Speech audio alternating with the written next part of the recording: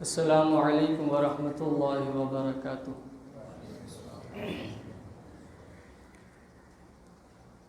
اعوذ باللہ من الشیطان الرجیم،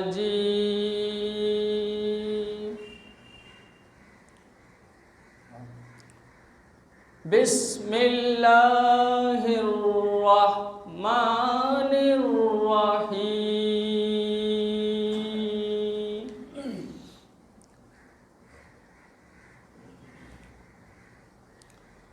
یا ایہا الذین آمنوا اتقوا اللہ ولتنظر نفس ما قدمت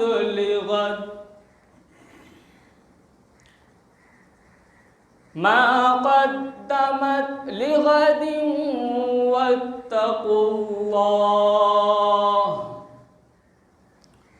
ان اللہ خبیر بما تعملون۔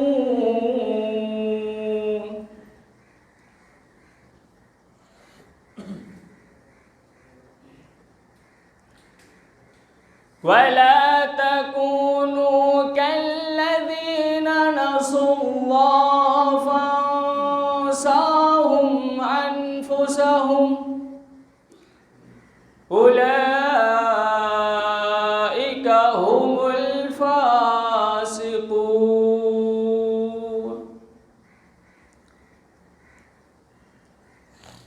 لا يستوي أصحاب النار وأصحاب الجنة،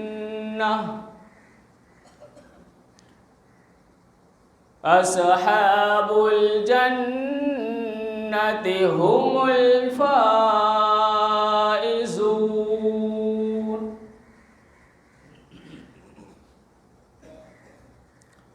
لو أنزلنا هذا القرآن على جبل لرأيته خاشعا متصدعا من خشية الله،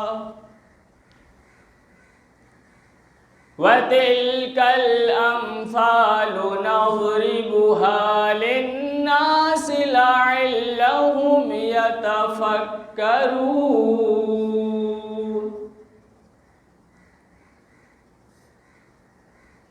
هو الله الذي لا إله إلا هو، عالم الغيب والشهادة، هو الرحمن الرحيم۔ هو الله الذي لا إله إلا هو، الملك القدوس السلام المؤمن المهيمن العزيز الجبار المتكبر، سبحان الله عما يشركون۔ هو الله الخالق البارئ المصور، له الأسماء الحسنى، يسبح له ما في السماوات والأرض، وهو العزيز الحكيم۔ صدق اللہ العظیم۔ السلام علیکم۔ الحمدللہ، تلاوت قرآن کے پاک۔ اب موضوع کی طرف میں آپ لوگوں کو لے جانا چاہتا ہوں۔ مہمان محترم کا موضوع ہے آج کے اس خطابت میں سورہ فاتحہ کی تفسیر۔ سورہ فاتحہ کی تفسیر 1 گھنٹے میں مکمل نہیں ہوتی ہے، کئی بڑی بڑی کتابیں سورہ فاتحہ پر لکھی جا چکی ہیں۔ مہمان محترم نے جو موضوع کا انتخاب کیا ہے وہ بہت ہی پرمغز اور جامع موضوع ہے۔ وہ پورے توحید یا پورے قرآن کا خلاصہ سورہ فاتحہ میں ہے۔ سورہ فاتحہ ہی کے تفسیر کے تعلق سے مہمان محترم کا خطاب ہوگا انشاءاللہ۔ السلام علیکم ورحمۃ اللہ وبرکاتہ۔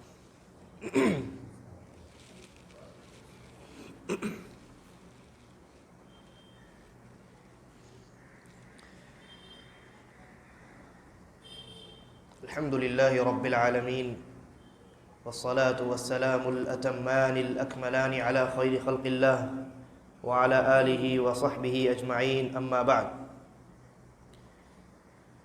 ہر قسم کی حمد و ثنا، تعریف و توصیف اللہ تبارک و تعالیٰ کے لیے لائق اور سزاوار ہے۔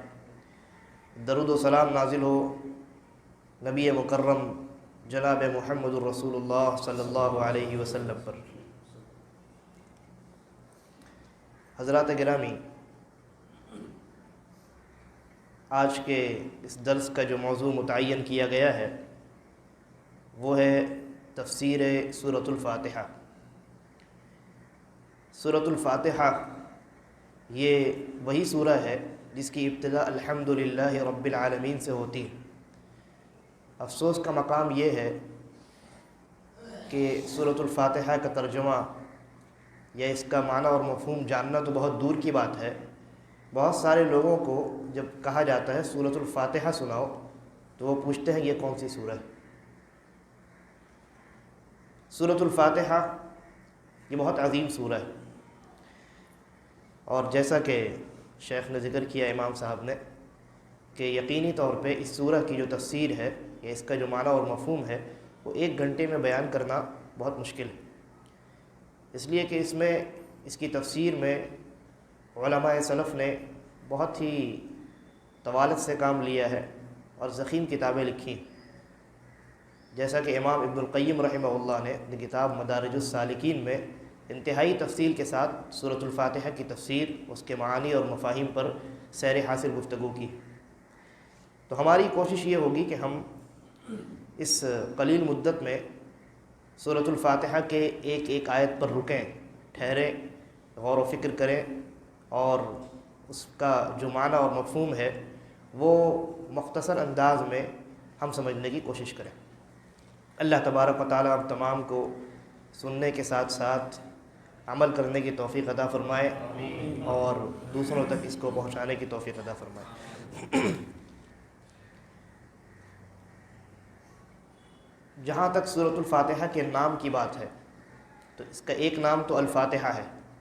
الفاتحہ کہتے ہیں جس کے ذریعے سے، الفاتحہ کہتے ہیں کھولنے والی چیز کو، اور سورۃ الفاتحہ کو الفاتحہ اس لیے کہتے ہیں کیونکہ اس سے قرآن مجید کی ابتدا ہوتی ہے۔ اس سے قرآن مجید کی جو ترتیب بنائی گئی ہے اس ترتیب کی ابتدا ہوتی ہے، لیکن قرآن مجید میں جتنی صورتیں ہیں یا جتنی آیات ہیں ان میں سب سے پہلے سورۃ الفاتحہ کا نزول نہیں ہوا، لیکن جب نزول مکمل قرآن کا ہو گیا یا ہوتا جا رہا تھا تو نبی اکرم صلی اللہ علیہ وسلم کی ہدایت پر صحابہ کرام قرآن مجید کو لکھا کرتے تھے، اور آپ خود قرآن مجید کی جو ترتیب ہے اس ترتیب کی رہنمائی صحابہ کرام کو کیا کرتے تھے۔ چنانچہ ہم آج جو قرآن دیکھتے ہیں جس میں سورۃ الفاتحہ سب سے پہلے نمبر پر رکھی گئی ہے اور اس کے بعد سورۃ البقرہ ہے، پھر سورۃ آل عمران ہے، پھر سورہ نساء ہے اور سورہ ناس تک جو ترتیب ہے یہ ترتیب خود نبی اکرم صلی اللہ علیہ وسلم نے بتلائی۔ یہ الگ بات ہے کہ الگ الگ صورتیں، الگ الگ آیات الگ الگ مواقع پہ نازل ہوئی۔ سورۃ الفاتحہ سب سے پہلے نازل ہونے والی سورہ نہیں ہے، لیکن نبی اکرم صلی اللہ علیہ وسلم کے حکم پر اللہ رب العالمین کی وحی کی بنیاد پر سورۃ الفاتحہ کو قرآن مجید کی سب سے پہلی سورہ ترتیب کے لحاظ سے قرار دیا گیا اور قرآن مجید کی سب سے پہلی سورہ سورۃ الفاتحہ قرار پائی۔ اسی طریقے پر سورۃ الفاتحہ کا ایک نام ام الکتاب یا ام القرآن بھی ہے، اور یہ اس لیے ہے، جو ہے یہ آپ جانتے ہیں ماں کے لیے عربی زبان میں کا لفظ استعمال ہوتا ہے، اور ام القرآن جب کہیں تو قرآن کی ماں، یا ام الکتاب کہیں، کتاب سے مراد قرآن مجید ہے، ام الکتاب یعنی کتاب کی ماں۔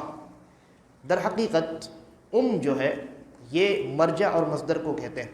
ماں ہوتی ہے جو ماں ہی سے اولاد کی پیدائش ہوتی، ماں ہی سے اولاد کی پیدائش ہوتی. لہذا الکتاب یا القرآن سے مراد وہ سورہ ہے کہ جس کے اندر قرآن مجید میں جتنی تفصیلات ہیں، چاہے وہ احکام و مسائل ہوں، عقائد ہوں، یا پچھلی قوموں کے واقعات ہوں، توحید کا بیان ہو، جو کچھ ہو، ان تمام کا جو مرجع اور مصدر ہے وہ سورۃ الفاتحہ ہے. یہ تو بات ہوئی سورۃ الفاتحہ کے نام کے تعلق سے، اور اس کے اور بھی کئی اسماء اور کئی ناموں کا تذکرہ علماء کرتے ہیں. بعض اس کے اسماء ایسے ہیں جو حدیث سے ثابت ہیں، اور بعض اسماء ایسے ہیں جن کا خود علماء نے اس کے معنی اور مفہوم کو دیکھ کر کے اس کا نام رکھا ہے. بہرحال اب سورۃ الفاتحہ، اس کی ابتدا بسم اللہ الرحمن الرحیم سے ہوتی ہے قرآن مجید میں، آپ دیکھتے ہیں. لیکن سوال یہ ہے کہ بسم اللہ الرحمن الرحیم یہ سورۃ الفاتحہ کی ایک آیت ہے یا مستقل سورۃ الفاتحہ سے الگ ایک آیت ہے؟ بقیہ جتنی صورتیں ہیں، سورۃ البقرہ سے لے کر سورۃ الناس تک، سورۃ البراءہ یعنی سورۃ التوبہ کو چھوڑ کر کے، ان تمام میں جو بسم اللہ الرحمن الرحیم ہے وہ کسی سورہ کا حصہ نہیں ہے. ابتدا میں جو بسم اللہ الرحمن الرحیم ہے بلکہ وہ مستقل ایک آیت ہے. اور جب ایک سورہ کی انتہا ہوتی تو اللہ رب العالمین بسم اللہ الرحمن الرحیم نازل کیا کرتا تھا، تو اللہ کے نبی صلی اللہ علیہ وسلم کو سمجھ میں آتا کہ اچھا یہاں ایک سورہ ختم ہو گئی ہے، دوسری سورہ شروع ہو رہی ہے. لیکن سورۃ الفاتحہ میں جو بسم اللہ الرحمن الرحیم ہے، اس کے سورۃ الفاتحہ میں شامل ہونے اور نہ ہونے میں علماء کا اختلاف ہے. اور بہت سارے علماء نے، جن میں شیخ ابن عثیمین ہے اور بھی بہت سارے علماء ہیں، انہوں نے جس قول کو راجح قرار دیا ہے وہ یہ ہے کہ یہاں بھی بسم اللہ الرحمن الرحیم یہ مستقل ایک آیت ہے، سورۃ الفاتحہ کا حصہ نہیں ہے.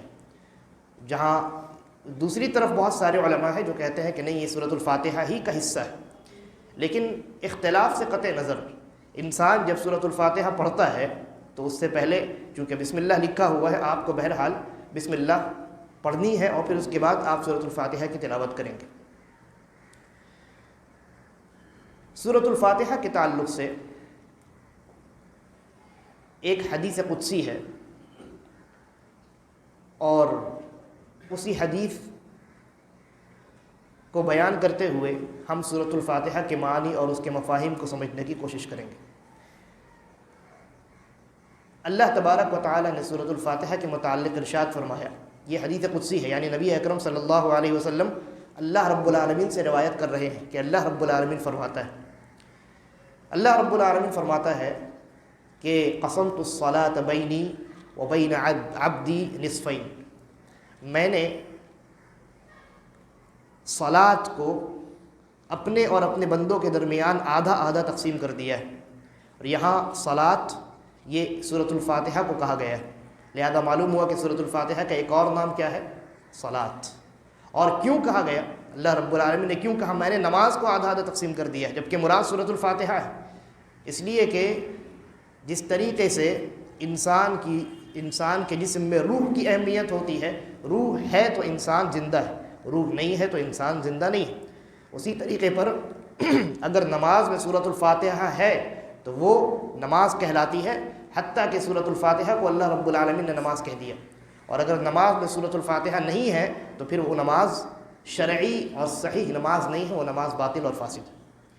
اور اس معنی کی روایات بکثرت مروی ہیں، جیسا کہ نبی اکرم صلی اللہ علیہ وسلم نے ارشاد فرمایا لا صلاۃ لمن لم یقرأ بفاتحۃ الکتاب او بام الکتاب، کہ جس نے اپنی نماز میں سورۃ الفاتحہ کی تلاوت نہیں کی تو اس انسان کی نماز درست نہیں ہے، اس انسان کی نماز صحیح نہیں ہے. لا صلاۃ کا معنی لا صلاۃ صحیحۃ او لا صلاۃ شرعیۃ، اس کی نماز شرعی نماز نہیں ہے، اس کی نماز صحیح نماز نہیں ہے، فاسد اور باطل نماز ہے، غیر شرعی نماز ہے. اسی لیے اللہ رب العالمین نے یہاں سورۃ الفاتحہ کو سیدھا سیدھی نماز قرار دے دیا ہے. تو اللہ رب العالمین نے کہا کہ میں نے نماز کو یعنی سورۃ الفاتحہ کو اپنے اور اپنے بندوں کے درمیان آدھا آدھا تقسیم کر دیا ہے. کس طریقے سے آدھا آدھا تقسیم کیا؟ آگے اللہ رب العالمین بیان فرماتا ہے کہ جب بندہ کہتا ہے الحمدللہ رب العالمین، کہ تمام تعریفیں اللہ کے لیے ہے جو رب العالمین ہے، تو اللہ تبارک و تعالیٰ کہتا ہے حمیدنی عبدی، میرے بندے نے میری حمد بیان کی۔ اس کے بعد جب بندہ کہتا ہے الرحمن الرحیم، وہ بڑا مہربان اور رحم کرنے والا ہے، رحمان اور رحیم کے ان دونوں صفات سے متصف ہے، تو اللہ تبارک و تعالیٰ کہتا ہے اثنا علی عبدی، میرے بندے نے میری ثنا بیان کی۔ پھر جب بندہ کہتا ہے مالک یوم الدین، وہ یوم الدین کا مالک ہے، جزا اور سزا کے دن کا مالک ہے، قیامت کے دن کا مالک ہے، تو اللہ تبارک و تعالیٰ کہتا ہے مجدنی عبدی، میرے بندے نے میری بزرگی بیان کی۔ اس کے بعد جب بندہ کہتا ہے ایاک نعبد و ایاک نستعین، اے رب ہم صرف اور صرف تیری ہی عبادت کرتے ہیں اور تجھی سے استعانت یعنی مدد طلب کرتے ہیں، اب اللہ رب العالمین کہتا ہے ھذا بینی و بین عبدی نصفین ولعبدی ما سأل۔ یہ جو آیت ہے، اس آیت کا آدھا حصہ میرے بندے کے لیے ہے اور آدھا حصہ میرے لیے۔ اب اس کے بعد میرا بندہ مجھ سے جو سوال کرے گا میں اسے عطا کروں گا۔ یعنی اس آیت سے پہلے 3 آیات ہو گئیں، الحمدللہ رب العالمین، الرحمن الرحیم، مالک یوم الدین۔ اس کے بعد چوتھی جو آیت ہے اس کا آدھا حصہ یعنی ایاک نعبد، یہ اللہ رب العالمین کے لیے، و ایاک نستعین، یہ بندے کے لیے، اور اس پر ابھی ہماری گفتگو ہوگی۔ اس کے بعد جب بندہ کہتا ہے اہدنا الصراط المستقیم، اے اللہ ہمیں صراط مستقیم کی جانب رہبری کر، رہنمائی کر، صراط الذین انعمت علیہم، وہ سیدھا راستہ، وہ صراط مستقیم کہ جس پر تیرا انعام نازل ہوا، غیر المغضوب علیہم ولا الضالین، ان لوگوں کا راستہ ہمیں عطا نہ کر، ان لوگوں کے راستے پر نہ چلا کہ جن پر تیرا غضب اور تیرا غصہ نازل ہوا، ولا الضالین، اور جو لوگ گمراہ ہو گئے۔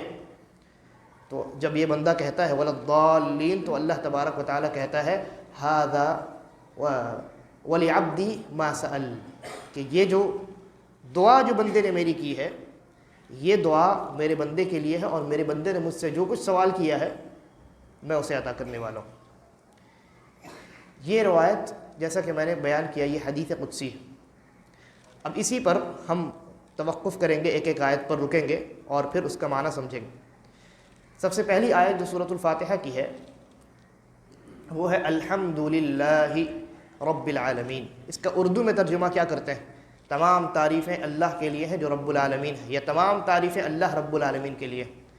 ایک بات یاد رکھنے کی ہے، ایک نقطہ یاد رکھنے کا، اور وہ یہ ہے کہ قرآن مجید کا دنیا کی کسی زبان میں ترجمہ نہیں کیا جا سکتا۔ کیا کہا میں نے؟ اب آپ کہیں گے یہ تو آپ غلط بات کہہ رہے ہیں، ہمارے ہاں ترجمہ والا قرآن موجود ہے، اردو میں ہے، ہندی میں ہے، انگلش میں ہے، مراٹھی فلاں فلاں زبان میں۔ قرآن مجید کا یہ میری بات نہیں ہے، آپ علماء سے جا کر کے پوچھیں صراحت کے ساتھ، بلکہ اس بات پر علماء نے اجماع تک نقل کیا ہے کہ قرآن مجید کا کسی زبان میں ترجمہ نہیں کیا جا سکتا۔ تو سوال یہ ہے کہ جو ترجمے ہمارے گھروں میں موجود ہیں، ہماری مساجد میں موجود ہیں، اردو میں، انگلش وغیرہ میں، وہ کیا ہے؟ تو جواب یہ ہے کہ وہ قرآن مجید کا ایک معنی بیان کیا گیا ہے۔ قرآن مجید کی جو آیت ہے، اس آیت کا ایک معنی جو انسان سمجھ سکے وہ بیان کرنے کی کوشش کی گئی۔ اگر ہم اس کو ترجمہ ہی مان لیتے، ترجمے کا کیا مطلب ہوتا ہے؟ یعنی قائل نے جو کہا ہے، کہنے والے نے جو کہا ہے، اور اس بات میں اس کی جو مراد ہے وہی مراد منتقل کر دی جائے کسی دوسری زبان میں، اس کو ترجمہ کہتے ہیں۔ اللہ رب العالمین کا یہ کلام ہے قرآن مجید، اگر ہم اس کو ترجمہ کہیں اور ایک آیت کا ترجمہ ایک لائن میں ہوتا ہے تو اس کا مطلب یہ ہوگا کہ ایک آیت میں اللہ رب العالمین نے صرف ایک لائن کے برابر ہی بات کہی ہے، جبکہ ایسا نہیں ہے۔ کیوں؟ اس لیے کہ تفسیر کی کتابیں اتنی جلدوں میں کیوں لکھی گئیں؟ اگر ایک آیت کا ترجمہ ایک ہی لائن میں ہو جاتا تو تفسیر کی اتنی موٹی ضخیم ترین کتابیں کیوں لکھی جاتی؟ بہت سارے مفسرین نے تو 90 جلدوں میں کتابیں لکھی تھی، بعد میں خود ہی دیکھا کہ بہت لمبی کتاب ہو گئی ہے، اختصار کیا اس کا، چھوٹا کیا اس کو۔ ترجمہ نہیں کیا جا سکتا۔ ہم جو دیکھتے ہیں وہ در حقیقت اس آیت کا ایک قریب ترین مفہوم ہے، ایک قریب ترین مراد الہی سے اللہ کی مراد جو اس آیت میں ہے اس مراد کو مختصر کر کے بیان کرنے کی ایک کوشش کی جاتی ہے۔ تو میں یہ کہہ رہا تھا الحمدللہ رب العالمین کا جو ہم معنی دیکھتے ہیں قرآن مجید میں وہ ایک عام معنی ہے، تاکہ انسان کچھ تو سمجھ جائے، جو عربی نہیں جانتا وہ کچھ تو سمجھے۔ تو کچھ سمجھانے کے لیے کیا ترجمہ کیا گیا؟ تمام تعریفیں اللہ رب العالمین کے لیے۔ اب یہاں ایک لفظ الحمد، پھر اس کے بعد اللہ کا دوسرا لفظ ہے اللہ، تیسرا لفظ ہے رب، چوتھا لفظ ہے عالمین۔ چوتھا لفظ کیا ہے؟ عالمین۔ ان چاروں الفاظ کا جو معنی ہے وہ ہمیں سمجھنے کی ضرورت ہے۔ ہم کہتے ہیں الحمد، اور اس کے اوپر حمد کے اوپر الف لام بھی لگا ہوا ہے۔ الف لام یہ بتلاتا ہے کہ حمد جو ہے، حمد کی جتنی قسمیں ہو سکتی ہیں وہ سب کی سب اللہ رب العالمین کے لیے۔ تعریف کی، حمد کی جتنی قسمیں ہو سکتی ہیں وہ سب کی سب کس کے لیے ہے؟ اللہ رب العالمین کے لیے۔ اور الف لام یہ بھی بتلاتا ہے کہ حقیقی معنی میں حمد کا مستحق اگر کوئی ہے تو وہ اللہ رب العالمین کی ذات۔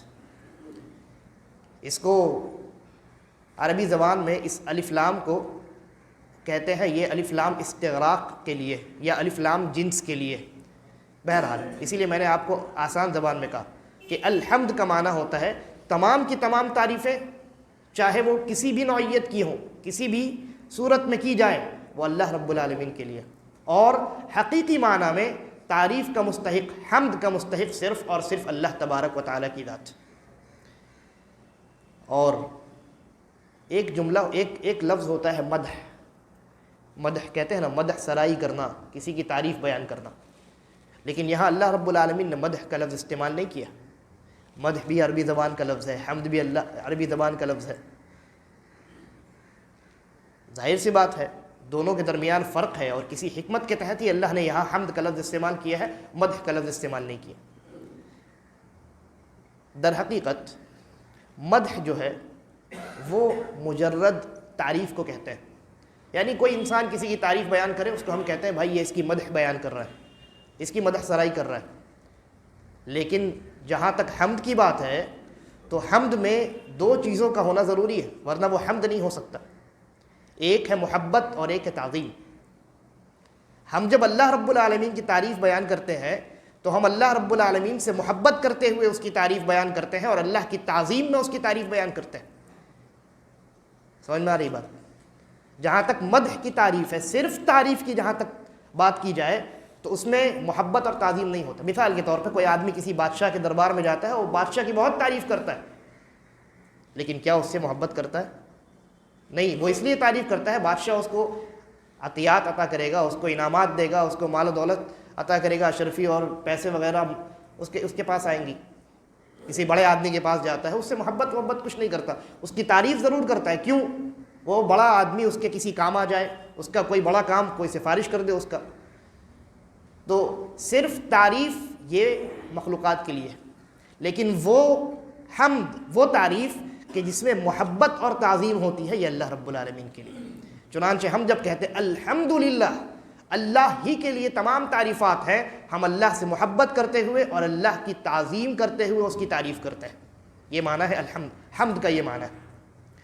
تو اللہ رب العالمین نے کہا الحمدللہ، تمام کی تمام تعریفیں، اور حقیقی معنی میں تعریف کا مستحق کون ہے؟ اللہ رب العالمین کی ذات ہے۔ ایسی تعریف جس میں حمد، جس میں تعظیم ہے اور جس میں محبت ہے۔ اس کے بعد دوسرا لفظ ہے اللہ۔ ہم کہتے ہیں الحمدللہ، یہ جو حمد ہے یہ کس کے لیے ہے؟ اللہ کے لیے۔ سورۃ الفاتحہ ہم دن اور رات میں 5 نمازوں کو اگر لیا جائے تو 17 مرتبہ پڑھتے ہیں۔ کتنی مرتبہ؟ 17 مرتبہ۔ صرف فرض نمازوں کو لیا جائے، سنتوں کو چھوڑ دیا جائے، سنت مؤکدہ کو بھی چھوڑ دیا جائے، صرف فرض نمازوں کو لیا جائے، 17 مرتبہ ہم پڑھتے ہیں، اور 17 مرتبہ ہم لفظ اللہ پڑھتے ہیں، الحمدللہ پڑھتے ہیں، ہے نا؟ یہاں لفظ اللہ آ رہا ہے۔ لیکن ذرا جواب دیجئے لفظ اللہ کا کیا معنی ہوتا ہے؟ لفظ اللہ کا کیا کوئی بتا سکتا ہے لفظ اللہ کا معنی اور مفہوم؟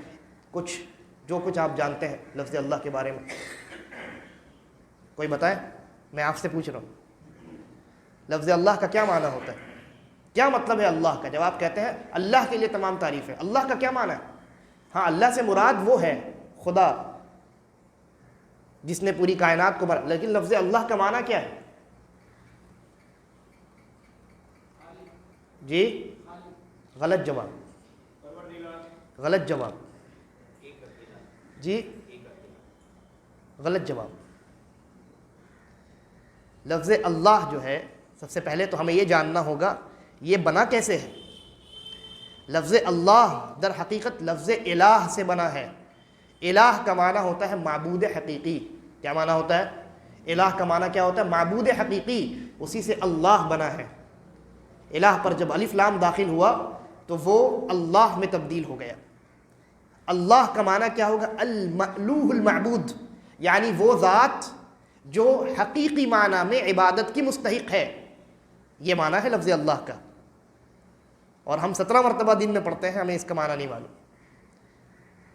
لہذا جب ہم کہتے ہیں الحمدللہ، تمام کی تمام تعریفیں محبت اور تعظیم کے ساتھ اللہ رب العالمین کے لیے ہے، تو در حقیقت ہم اللہ کی عبودیت کا، اللہ کے ایک اکیلے تنہا حقیقی معبود ہونے کا اقرار کرتے ہیں۔ اور لفظ اللہ جو ہے لفظ الجلالہ کہتے ہیں، اسے لفظ اللہ کو لفظ الجلالہ کہتے ہیں۔ یہ در حقیقت اللہ تبارک و تعالیٰ کا ذاتی نام ہے۔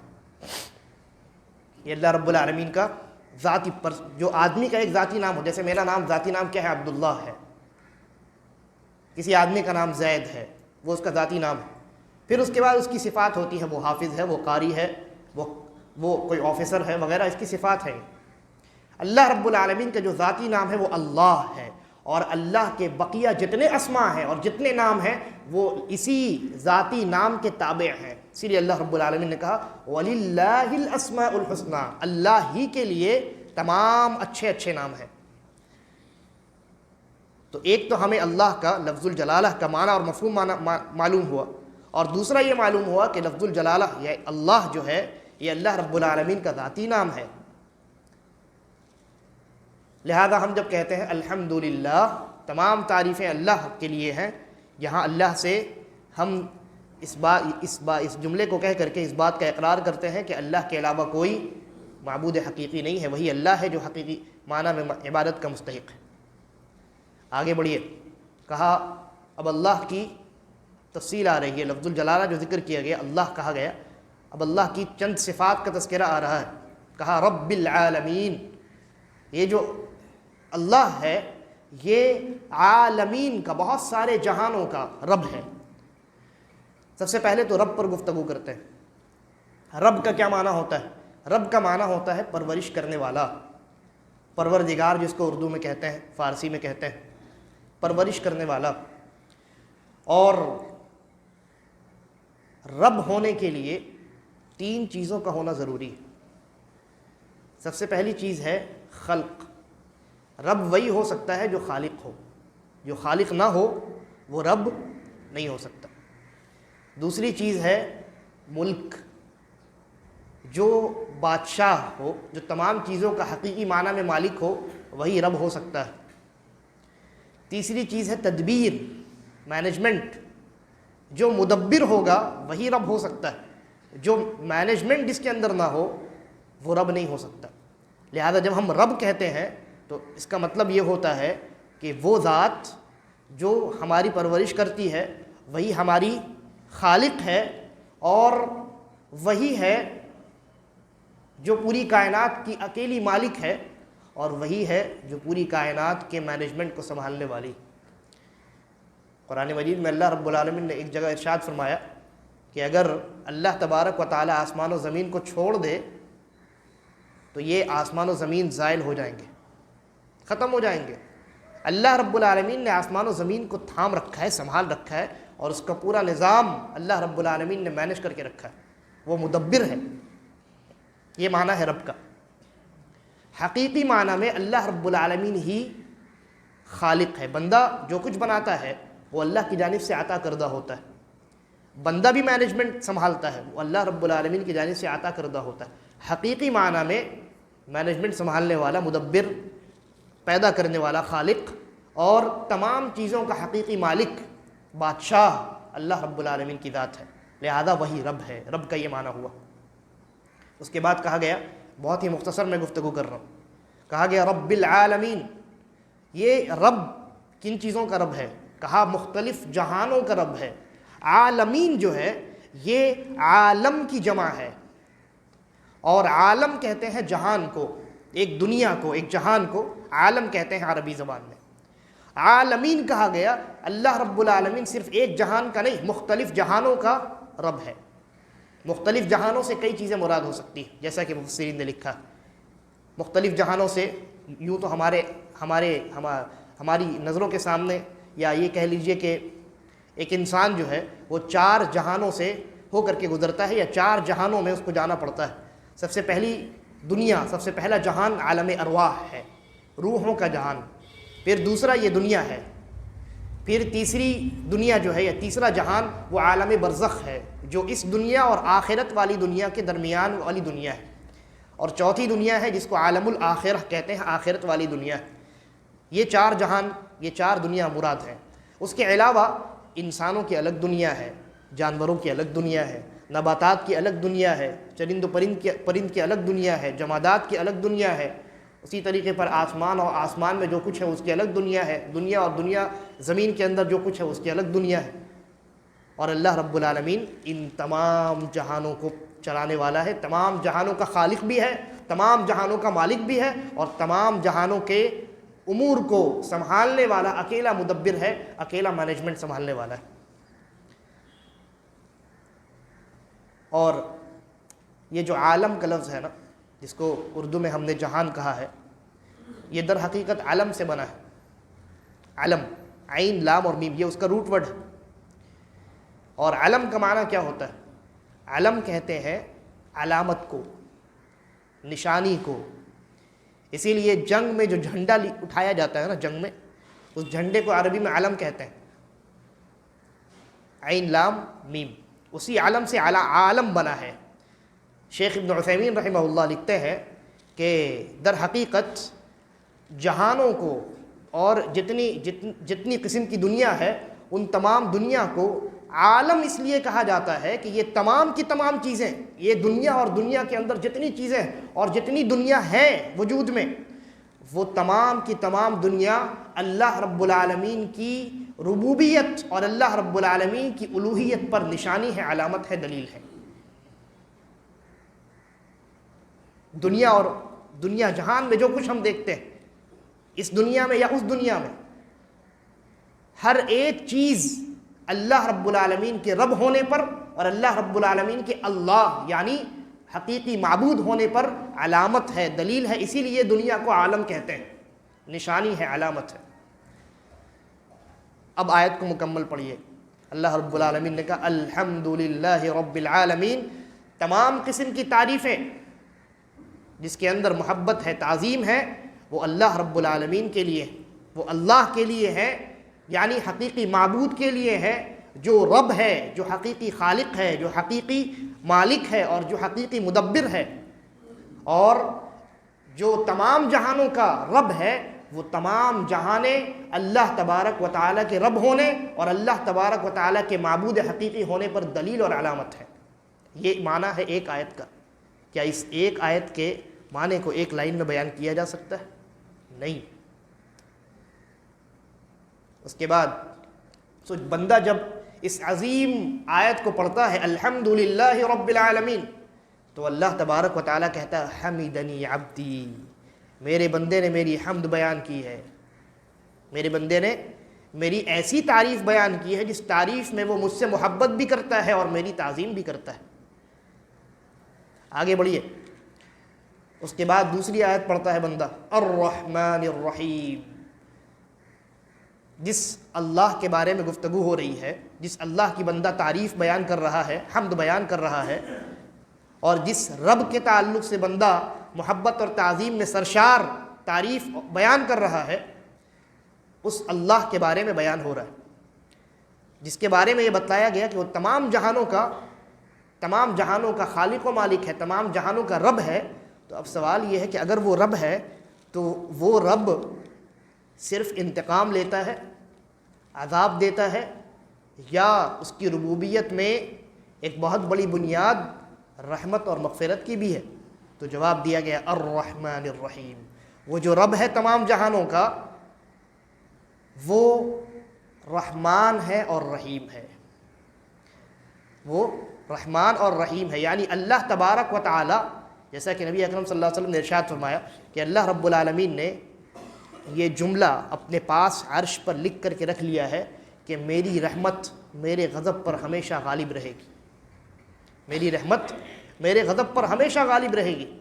اللہ تبارک و تعالیٰ کی جانب سے بندوں کو یہ پیغام ہے کہ اللہ رب العالمین رحمت اور مغفرت کے معاملے میں اپنے غضب اور اپنے غصے سے، یا اپنے غضب اور اپنے غصے کی وجہ سے بندوں کو جو نقصان ہوتا ہے اس کی بنسبت اللہ رب العالمین رحمت اور مغفرت انجام دینے میں زیادہ آگے ہے، اور بندوں کو معاف کرنے میں، بندوں کے اوپر رحم کرنے میں اللہ رب العالمین کے یہاں زیادہ اہتمام کیا جاتا ہے۔ کہا گیا الرحمن الرحیم، اللہ رب العالمین رحمان ہے اور رحیم ہے۔ اردو میں اس کا ترجمہ کیا جاتا ہے جو بڑا مہربان ہے اور نہایت رحم کرنے والا ہے۔ یہ ترجمہ کسی درست ہے اور ایک معنی کو بیان کرتا ہے، لیکن اگر رحمان اور رحیم پر گفتگو کی جائے تو ان دونوں ناموں میں، ان دونوں صفتی ناموں میں تھوڑا سا فرق ہے۔ فرق یہ ہے کہ یہ جو الرحمن ہے یہ مبالغہ کا صیغہ ہے، یعنی اس کا ترجمہ ہوتا ہے، اس کا معنی جو علماء نے بیان کیا ہے ذو الرحمت الواسعہ۔ رحمان کا معنی ہوتا ہے انتہائی وسعت کے ساتھ رحم کرنے والا، جس کی رحمت کی کوئی حد نہیں ہے۔ رحمان کا کیا معنی ہوتا ہے؟ جس کی رحمت کی کوئی حد نہیں ہے، یہ اللہ کی صفت ہے، اور یہ صفت اللہ کے علاوہ کسی کی نہیں۔ ہاں بندہ بھی رحم کرتا ہے، لیکن بندے کی رحم اور اللہ کے رحم میں زمین و آسمان بلکہ اس سے بھی زیادہ کا فرق ہے۔ بندہ بہت لمیٹڈ حد رحم کرتا ہے، بہت محدود رحم کرتا ہے، لیکن اللہ تبارک و تعالی رحمان ہے، چنانچہ وہ بہت وسعت کے ساتھ بغیر کسی حد کے رحم کرتا ہے۔ اب دیکھیے دنیا میں وہ لوگ جو اللہ کے ساتھ شرک کرتے ہیں، اللہ کی عبادت میں، اللہ کی محبت میں دوسروں کو شریک بناتے ہیں۔ یہاں ایک بندہ جو ہے وہ اپنی بیوی کی محبت میں کسی کو شریک کرنا گوارا نہیں کرتا، اس کی غیرت جاگ جاتی ہے۔ ہم اللہ رب العالمین کی محبت میں، اللہ کے شان میں اور اللہ کی الوہیت میں، اللہ کی ربوبیت میں دوسروں کو شریک کریں۔ اللہ رب العالمین ان لوگوں کو بھی اپنی رحمت کا مستحق بناتا ہے، اپنی رحمتیں ان لوگوں کے اوپر بھی نازل کرتا ہے جو دنیا میں اللہ کے ساتھ شریک کرتے ہیں، شرک کرتے ہیں، اللہ کا انکار کرتے ہیں۔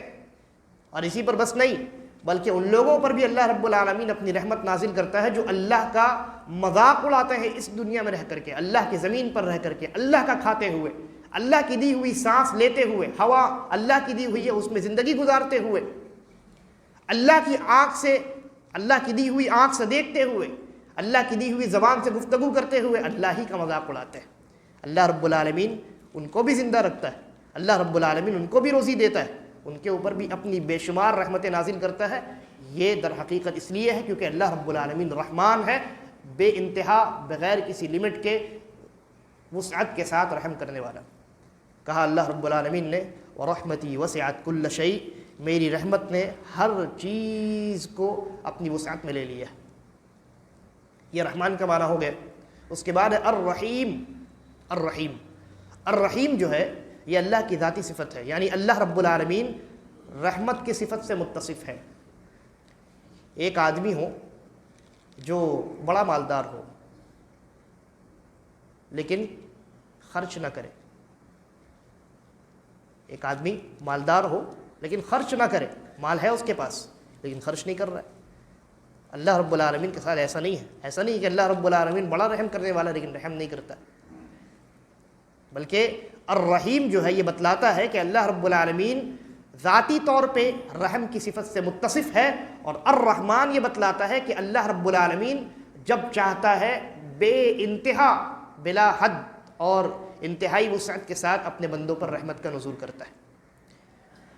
اور دنیا میں جو کچھ رحمت ہم دیکھتے ہیں یہ اللہ رب العالمین کی رحمت کے 100 حصوں میں سے ایک حصہ ہے۔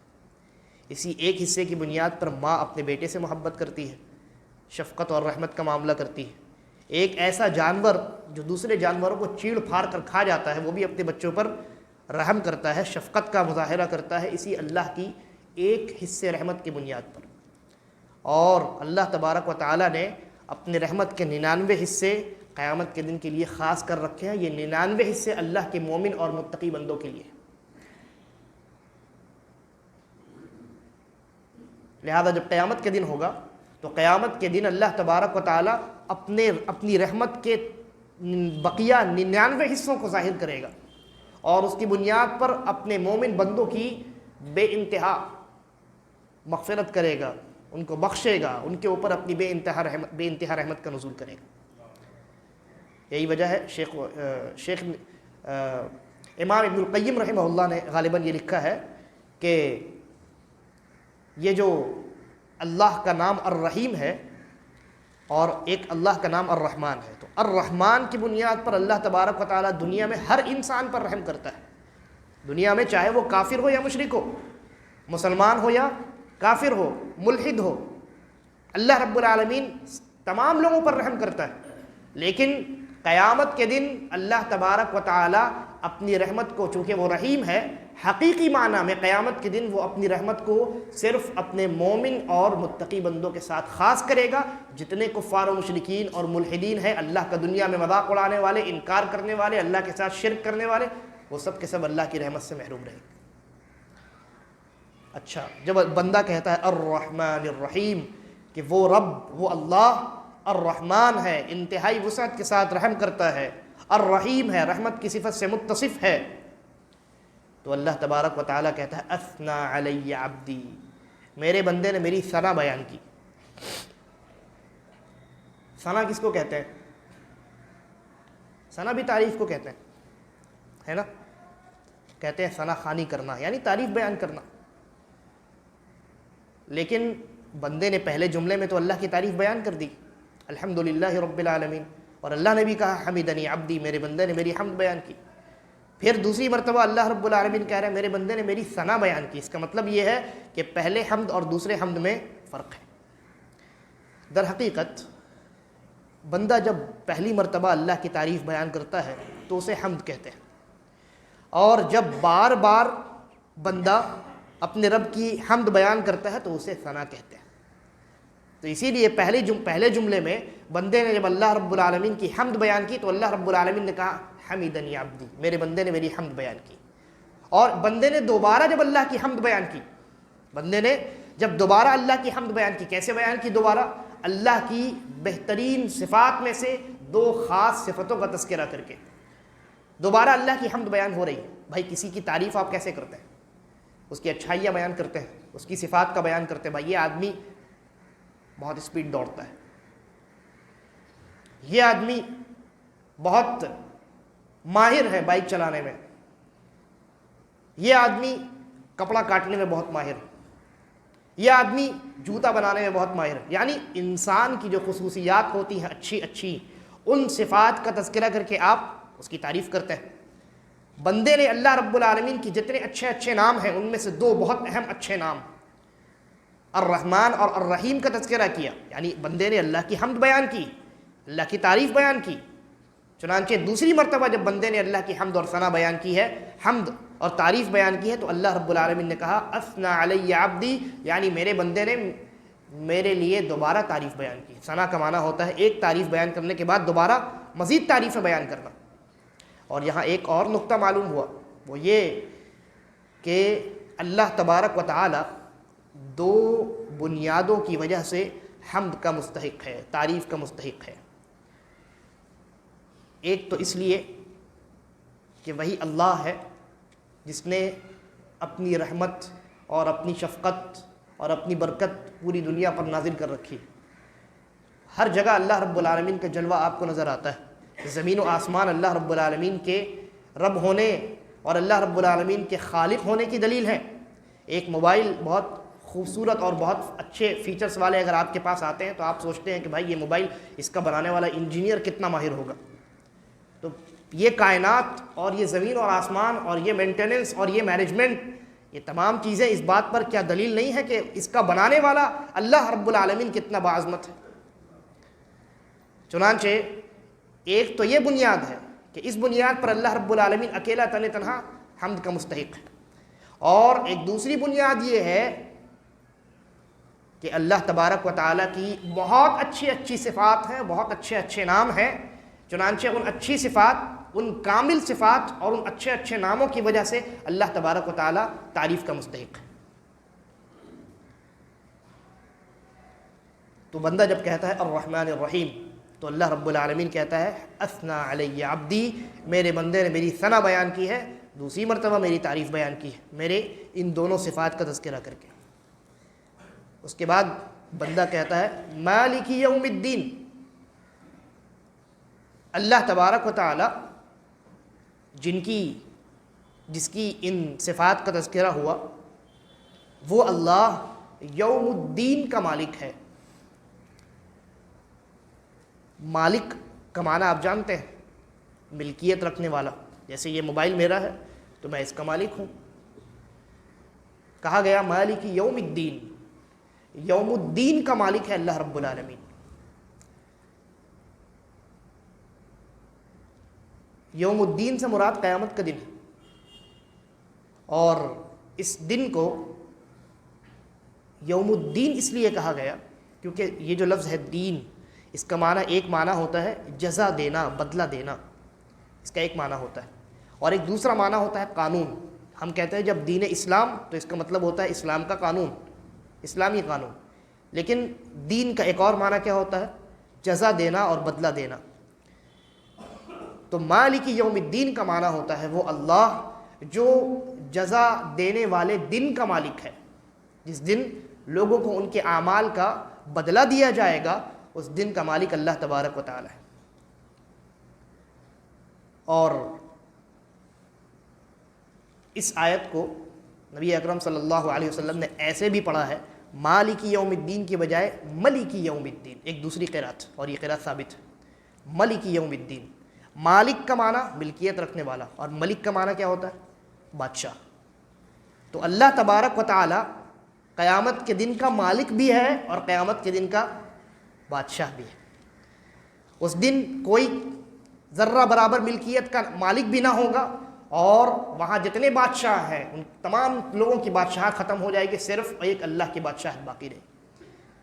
اسی لیے اللہ نے کہا کہ قیامت کے دن اللہ تبارک و تعالیٰ یہ پکار لگائے گا لمن الملک اليوم، آج کس کی بادشاہت ہے؟ کوئی جواب نہیں دے گا، خود اللہ جواب دے گا للہ الواحد القہار، اللہ جو ایک اکیلا تنہا ہے اور بڑا زبردست ہے، قہار ہے، آج اسی کی بادشاہت. تو اللہ تبارک و تعالیٰ قیامت کے دن کا مالک بھی ہے اور قیامت کے دن کا بادشاہ بھی ہے. ایک سوال یہ پیدا ہوگا کہ اللہ رب العالمین دنیا کا بھی تو مالک ہے اور دنیا کا بھی اللہ بادشاہ ہے، تو صرف قیامت کے دن کا تذکرہ کیوں کیا گیا؟ شیخ ابن عثیمین رحمہ اللہ نے لکھا ہے کہ علماء نے اس کا یہ جواب دیا ہے کہ دنیا میں انسان بھی مالک ہوتا ہے اور انسان بھی بادشاہ ہوتا ہے. دنیا میں جیسے میرا موبائل ہے، میں اپنے موبائل کا مالک ہوں. کوئی آدمی کسی ملک کا بادشاہ ہے، آج کے زمانے میں بادشاہت بھی ہے اور جمہوریت بھی ہے، پرائم منسٹر ہے یا صدر ہے. تو دنیا میں انسان مالک بھی ہوتا ہے، مخلوق دنیا میں مالک بھی ہوتی ہے اور بادشاہ بھی ہوتی ہے. یہ الگ بات ہے کہ مخلوق کی جو ملکیت ہے وہ عطائی ہے، اصلی نہیں ہے. ہم کسی چیز کے اگر مالک ہیں تو ہمیں یہ ملکیت اللہ کی جانب سے عطا کی گئی ہے، لیکن اللہ کی ملکیت کسی کی جانب سے عطا کی گئی نہیں. اللہ کی ملکیت اصلی اور حقیقی ملکیت ہے. گویا ہم جس چیز کے مالک ہیں اس چیز کا حقیقی مالک اللہ رب العالمین کی ذات. اور یہی وجہ ہے انسان کو خود اپنے جسم پر تصرف حاصل نہیں ہے. انسان چاہے کہ اپنے جسم کے اعضاء بیچ دے، اس بات پر اجماع ہے کہ آپ اپنے اعضاء کو بیچ نہیں سکتے. ڈونیٹ کرنے کا مسئلہ الگ ہے، کڈنی ڈونیٹ کرنا وغیرہ وغیرہ، خون دینا، یہ ڈونیٹ کرنا یہ الگ مسئلہ ہے، اس پر ابھی میں گفتگو نہیں کر رہا ہوں. لیکن اس بات پر اجماع ہے کہ کوئی بھی انسان اپنے جسم کا کوئی بھی حصہ، کوئی بھی باڈی پارٹ سیل نہیں کر سکتا، بیچ نہیں سکتا. کیوں نہیں بیچ سکتا؟ کیونکہ یہ اس کی حقیقی ملکیت ہی نہیں ہے. جب یہ اس کی حقیقی ملکیت ہی نہیں ہے تو بیچے گا کیسے؟ اس بات پر اجماع ہے، کوئی اختلاف نہیں، تمام کے تمام علماء کا اجماع. کیوں؟ یہ جسم جو اللہ نے ہمیں عطا کیا ہے یہ در حقیقت اللہ کی ملکیت. اسی طریقے پر پوری کائنات حقیقی معنی میں اللہ کی ملکیت. ہاں اللہ نے چند چیزوں کی ملکیت ہمیں وقتی طور پہ عطا کی ہے، اسی لیے ہم نے کہا بندوں اور مخلوقات کی جو ملکیت ہے وہ عطائی ہے، اللہ کی جانب سے عطا کرتا ہے. اسی طریقے پر دنیا میں جتنے بادشاہ ہیں ان کی بادشاہت بھی عطائی ہے، اصلی نہیں ہے. یہی وجہ ہے قیامت کے دن تمام بادشاہوں کی بادشاہت ختم ہو جائے گی. اس دن صرف اور صرف اللہ تبارک و تعالیٰ کی بادشاہت باقی رہے گی، وہاں کسی کی بادشاہت چلنے والی نہیں. یہی وجہ ہے کہ اللہ رب العالمین نے اس دن کا بطور خاص تذکرہ کیا کہ اس دنیا میں تم بعض چیزوں کے مالک ہو. ہاں بعض مقامات، دنیا کے بعض خطے کے ہم نے تمہیں بادشاہ بنایا ہے، لیکن قیامت کے دن صرف اور صرف اکیلا میں ہی مالک ہوں، اور قیامت کے دن صرف میری بادشاہت چلے گی اور کسی کی بادشاہت چلنے والی نہیں. اور قیامت کے دن کو یوم الدین کہا گیا ہے. قیامت کے دن جزا کا دن ہے، مکافات عمل کا دن ہے. انسان دنیا میں جو عمل کرتا ہے اس کا بدلہ انسان کو کہاں ملتا ہے؟ قیامت میں ملتا ہے. مکافات جو فائنل مکافات، جو فائنل جو جزا ہے، فائنل جو بدلہ ہے، وہ فائنل بدلہ انسان کو کہاں ملے گا؟ قیامت کے دن ملے گا. ہاں دنیا میں بھی اللہ تبارک و تعالیٰ بعض بدلے عطا کرتا ہے. دنیا میں انسان اللہ کی عبادت کرتا ہے، نیکی اور خیر خواہی کے امور انجام دیتا ہے، اس کے بہت سارے فوائد انسان کو اللہ رب العالمین دنیا ہی میں عطا کرتا ہے. لیکن جو حقیقی اور اصلی جزا اور بدلہ ہے وہ کہاں ملے گا؟ وہ قیامت کے دن ملے گا. لیکن انسان اس چیز کو ہضم نہیں کر سکتا. بہت سارے لوگ قیامت کے دن کا انکار کرتے ہیں، ان کو یہ بات ہضم نہیں ہوتی. ایسے لوگوں کو جاننا چاہیے کہ ہر عمل کا مکافات عمل ہوتا ہے، یعنی ہر عمل کا نتیجہ ہوتا ہے. آگ جل رہی ہے، اس میں اگر آپ ہاتھ ڈالیں گے تو آگ آپ کے ہاتھ کو جلائے گی. آپ کا ہاتھ ڈالنا یہ عمل ہے، آگ کا جلانا یہ اس عمل کا بدلہ ہے. لہذا انسان کو یہ جان رکھنا چاہیے کہ ہر عمل کا بدلہ، مکافأہ، جزا قیامت کے دن اللہ تبارک و تعالی انسانوں کو عطا کرے گا. اور دنیا میں اللہ رب العالمین نے انسانوں کے سامنے دونوں راستے کھول دیے، جیسا کہ ابھی آگے بیان آئے گا. سیدھا راستہ بھی بتلا دیا اور یہ بھی بتلا دیا یہ راستہ ٹیڑھا راستہ ہے، اور پھر یہ بھی حکم دیا کہ یہ دعا کرو کہ ہمیں سیدھے راستے کی جانب اللہ تبارک و تعالیٰ لے جائے.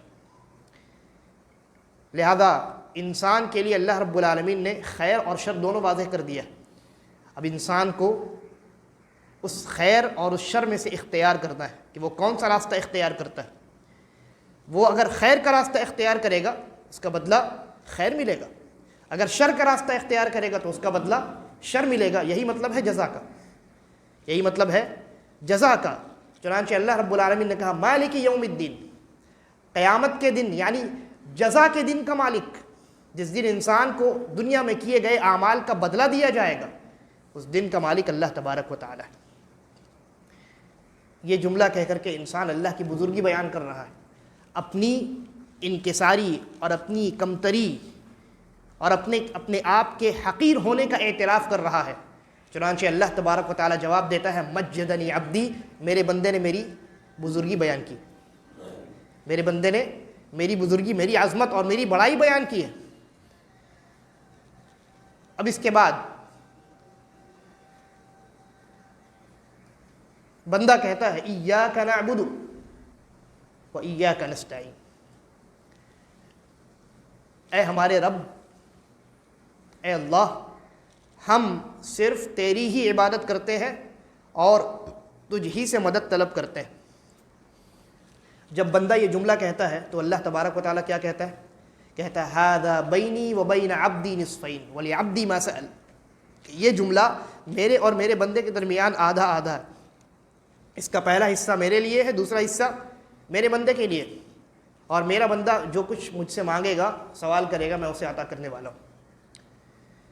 اب یہاں غور کرنے کا مقام یہ ہے کہ اللہ تبارک و تعالیٰ نے سورۃ الفاتحہ میں جب آپ پڑھتے ہیں الحمدللہ رب العالمین، کہ اللہ کے لیے تمام تعریفیں ہیں جو تمام جہانوں کا مالک ہے، تمام جہانوں کا رب ہے، جو رحمان و رحیم ہے، جو مالک یوم الدین ہے، یعنی آپ اللہ کو مخاطب کر کے بات نہیں کر رہے ہیں بلکہ اللہ کے متعلق گفتگو کر رہے ہیں، جس کو تھرڈ پرسن کہتے ہیں۔ آپ ہیں فرسٹ پرسن، سامنے والا سیکنڈ پرسن، جس کے بارے میں بات ہو رہی ہے وہ تھرڈ پرسن، یعنی غائب کے بارے میں دو لوگ بات کرتے ہیں۔ تو یہاں بندہ اللہ رب العالمین کے بارے میں بات کر رہا ہے، اللہ سے بات نہیں کر رہا ہے پہلے 3 جملوں میں، لیکن اس کے فوراً بعد اللہ رب العالمین نے جو آیت نازل فرمائی ہے وہ کیا ہے؟ ایاک نعبد۔ اب بندہ فوراً اللہ سے ڈائریکٹ اللہ سے گفتگو کر رہا ہے، اے اللہ ہم تیری ہی عبادت کرتے ہیں اور تجھی سے مدد مانگتے ہیں۔ ایسا اس لیے علماء نے لکھا ہے کہ بندے نے جب یہ تینوں آیات پڑھی، اللہ کی حمد و ثنا بیان کی، اللہ کی بزرگی بیان کی، اور جتنی تفصیلات میں نے بتلائی ہیں ان تمام تفصیلات کے ساتھ بندے نے جب اپنے اللہ کو یاد کیا تو گویا اللہ رب العالمین اس کے لیے حاضر بن گیا، گویا اللہ رب العالمین اس کے لیے ایسے ہو گیا گویا کہ وہ اللہ سے بات کر رہا ہے۔ اب وہ اللہ کی حمد و ثنا بیان کرنے کے بعد سیدھا اللہ سے مخاطب ہو جاتا ہے، سیدھا اللہ سے مخاطب ہو جاتا ہے اور اپنی دعا کرتا ہے، ایاک نعبد و ایاک نستعین، اے ہمارے رب ہم صرف تیری ہی عبادت کرتے ہیں اور تجھ ہی سے مدد مانگتے ہیں۔ ایاک نعبد، ہم صرف تیری ہی عبادت کرتے ہیں، یہ بالکل ویسا ہی ہے جیسے لا الہ الا اللہ ہے، لا الہ کوئی معبود حقیقی نہیں ہے الا اللہ سوائے اللہ کے، یہاں بھی وہی ہے، ایاک نعبد ہم صرف تیری عبادت کرتے ہیں، یعنی تیرے علاوہ کسی کی عبادت نہیں کرتے، وَإِيَّاكَ نَسْتَعِينُ اور تجھ ہی سے استعانت طلب کرتے ہیں، مدد طلب کرتے ہیں۔ اللہ رب العالمین کہتا ہے یہ جو آیت ہے یہ آدھا میرے بندے کے لیے، آدھا میرے لیے۔ پہلا جو حصہ ہے ایاک نعبد یہ اللہ کے لیے ہے، اور دوسرا جو حصہ ہے یہ بندے کے لیے۔ کیسے؟ پہلے جملے میں، پہلے حصے میں بندہ کہتا ہے ایاک نعبد، عبادت کا تذکرہ ہو رہا ہے، اور عبادت اللہ کا حق ہے، عبادت یہ اللہ کا حق ہے، صرف اللہ کا حق ہے، اللہ کے علاوہ کسی اور کا حق نہیں۔ لہذا بندہ جب کہتا ہے ایاک نعبد تو وہ اس بات کا اقرار کرتا ہے کہ اے اللہ میں تیری سب سے عظیم، میں تیرے سب سے عظیم حق کا اقرار کرتا ہوں، میں تیرے سب سے عظیم حق کو ادا کرنے کا اقرار کرتا ہوں۔ اب اگر کوئی بندہ اس اقرار کے بعد اللہ کی حق تلفی کرے، اللہ کے علاوہ کسی اور کی عبادت کرے، تو کیا وہ انسان اپنے دعوے میں جھوٹا نہیں کہلائے گا؟ اس نے اللہ کے سامنے کھڑے ہو کر کے یہ کہا ہے، اور اللہ اس کی ہر بات کا جواب دے رہا ہے، وہ اللہ سے کہہ رہا ہے اے اللہ ہم صرف تیری ہی عبادت کرتے ہیں، اور دوسری طرف وہ غیر اللہ کی بھی عبادت کرے۔ عبادت کا کیا معنی ہوتا ہے؟ عبادت کا معنی کیا ہوتا ہے؟ عبادت کا ایک معنی تو یہ ہوتا ہے انکساری اختیار کرنا، اپنے آپ کو کمتر بنا دینا۔ اسی لیے بندہ جب اللہ کی عبادت کرتا ہے تو تمام عبادات میں افضل ترین عبادت نماز ہے، اور نماز میں سب سے افضل رکن کون سا رکن ہے؟ سجدہ۔ اسی لیے نبی اکرم صلی اللہ علیہ وسلم نے کیا فرمایا کہ اللہ رب العالمین کے نزدیک بندہ سب سے زیادہ سجدے میں ہوتا ہے۔ کیوں؟ اس لیے کہ بندہ اپنی سب سے باعزت چیز یعنی پیشانی، اپنے سر کو اللہ رب العالمین کے سامنے جھکا دیتا ہے۔ یہی وجہ ہے بندہ سب سے زیادہ انکساری اختیار کرتا ہے اللہ رب العالمین کے ہاں، وہ بندہ اتنا ہی زیادہ قریب ہو جاتا ہے۔ تو عبادت کا معنی ہے اپنے آپ کو اللہ کے سامنے حقیر اور کمتر بنا کر کے پیش کرنا، اپنی یعنی انکساری اختیار کرنا، تواضع اختیار کرنا، یہ عبادت کا معنی ہے۔ اور عبادت کا ایک معنی، یہ معنی ایک عمومی معنی ہے، یہ جو معنی میں نے بیان کیا یہ عمومی معنی ہے، اور ایک خاص معنی ہے جس کو علماء نے بیان کیا ہے کہ عبادت ہر اس عمل کو کہتے ہیں جس کو اللہ تبارک و تعالی پسند کرتا ہے اور جس عمل کے انجام دینے سے اللہ تبارک و تعالی راضی ہوتا ہے۔ ہر وہ عمل عبادت، ہر وہ عمل عبادت ہے جس کو اللہ رب العالمین پسند کرتا ہے اور اللہ رب العالمین اس سے راضی ہوتا ہے. یعنی کوئی انسان کوئی عمل کرے اور یہ دعویٰ کرے کہ یہ عبادت ہے، ہم اس عمل کو جانچیں گے اور پرکھیں گے کیسے کہ ہاں یہ عمل عبادت ہے کہ نہیں ہے. اس تعریف کی روشنی میں نے کیا تعریف بیان کی؟ عبادت کس کو کہتے ہیں؟ اللہ جس کو پسند کرتا ہے اور جس سے راضی ہوتا ہے. تو جس عمل کو اللہ پسند کرے وہ عبادت ہے، جس عمل سے اللہ راضی ہو وہ عبادت ہے. کوئی بندہ کوئی عمل لے کر کے آئے اور کہے کہ یہ عمل عبادت ہے، ہم دیکھیں گے کیا اس عمل سے اللہ راضی ہوتا ہے اور کیا اس عمل کو اللہ پسند کرتا ہے. اگر پسند کرتا ہے تو ہم کہیں گے یقیناً یہ عبادت ہے، اور اگر نہیں پسند کرتا ہے تو ہم کہیں گے یہ عبادت قیامت کی صبح تک نہیں ہو سکتا. تیسرا اسٹیپ، یہ 2 اسٹیپ ہو گئے. اب تیسرے اسٹیپ پہ آئیے. ہم کو کیسے معلوم ہوگا کہ اللہ کس عمل کو پسند کرتا ہے اور کس عمل سے راضی ہوتا ہے؟ کیسے معلوم ہوگا؟ خود اللہ تبارک و تعالی بتلائے گا، یا تو کلام اللہ کے ذریعہ یا فرمان رسول اللہ کے ذریعہ صلی اللہ علیہ وسلم. نتیجہ یہ نکلا ان تینوں اسٹیپس کو ملا کر کے کہ کوئی عمل اگر عبادت ہے تو اس کے عبادت ہونے کا ثبوت اللہ رب العالمین کے کلام سے تلاش کرنا ہے، رسول اکرم صلی اللہ علیہ وسلم کے فرمان سے تلاش کرنا ہے. اگر ان دونوں مقامات پر اس عمل کے عبادت ہونے کا ثبوت ملتا ہے، ہم تسلیم کریں گے وہ عمل عبادت ہے، اس کو انجام دیں گے، اس لیے کہ ہمیں اس بات کا یقینی ثبوت مل چکا ہے کہ اس عمل کو اللہ پسند کرتا ہے اور اس عمل سے اللہ راضی ہوتا ہے. اور اگر ہمیں ثبوت نہ ملے، قرآن میں اللہ نے کہیں نہ کہا ہو کہ یہ عمل عبادت ہے، رسول اکرم صلی اللہ علیہ وسلم نے ہمیں کہیں خبر نہ دی ہو کہ یہ عمل عبادت ہے، ہم کہیں گے قیامت کی صبح تک وہ عمل عبادت نہیں ہو سکتا. اگر ہوتا تو خود اللہ اس بات کی خبر ہمیں یا تو کلام اللہ سے دیتا یا اپنے نبی جناب محمد رسول اللہ صلی اللہ علیہ وسلم کی زبانی دیتا. تو بندہ ایاک نعبد کہہ کر کے اس بات کا اقرار کرتا ہے کہ اے اللہ، ہم ان تمام امور کو، ان تمام اعمال و افعال و اقوال کو انجام دیتے ہیں جن سے تو راضی ہوتا ہے اور جن کو تو پسند کرتا ہے. لہذا اگر کوئی بندہ اس بات کا اقرار کرے اور ایسے اعمال کو انجام دے جس کے متعلق اللہ نے ہمیں نہیں بتلایا کہ وہ عمل اچھا ہے، وہ عمل اللہ کو پسند ہے، اللہ نے نہیں بتلایا. کوئی انسان خود اپنی جانب سے کوئی عمل لے کر کے آئے اور یہ کہے کہ یہ عمل بہت اچھا ہے، یہ عمل دیکھنے میں بہت بھلا معلوم ہوتا ہے، ہم کہیں گے آپ کی نظر میں یقیناً وہ عمل اچھا ہو سکتا ہے، اللہ کی نظر میں اچھا ہے کہ نہیں یہ ہمیں خود اللہ بتلائے گا، اللہ نے نہیں بتلایا. چنانچہ آپ کا وہ عمل عبادت ہوا؟ نہیں ہوا، قیامت کی صبح تک نہیں ہو سکتا، ہو ہی نہیں سکتا، وہ عبادت نہیں ہو سکتا. عبادت کے بالمقابل کون سی چیز آتی ہے؟ بدعت.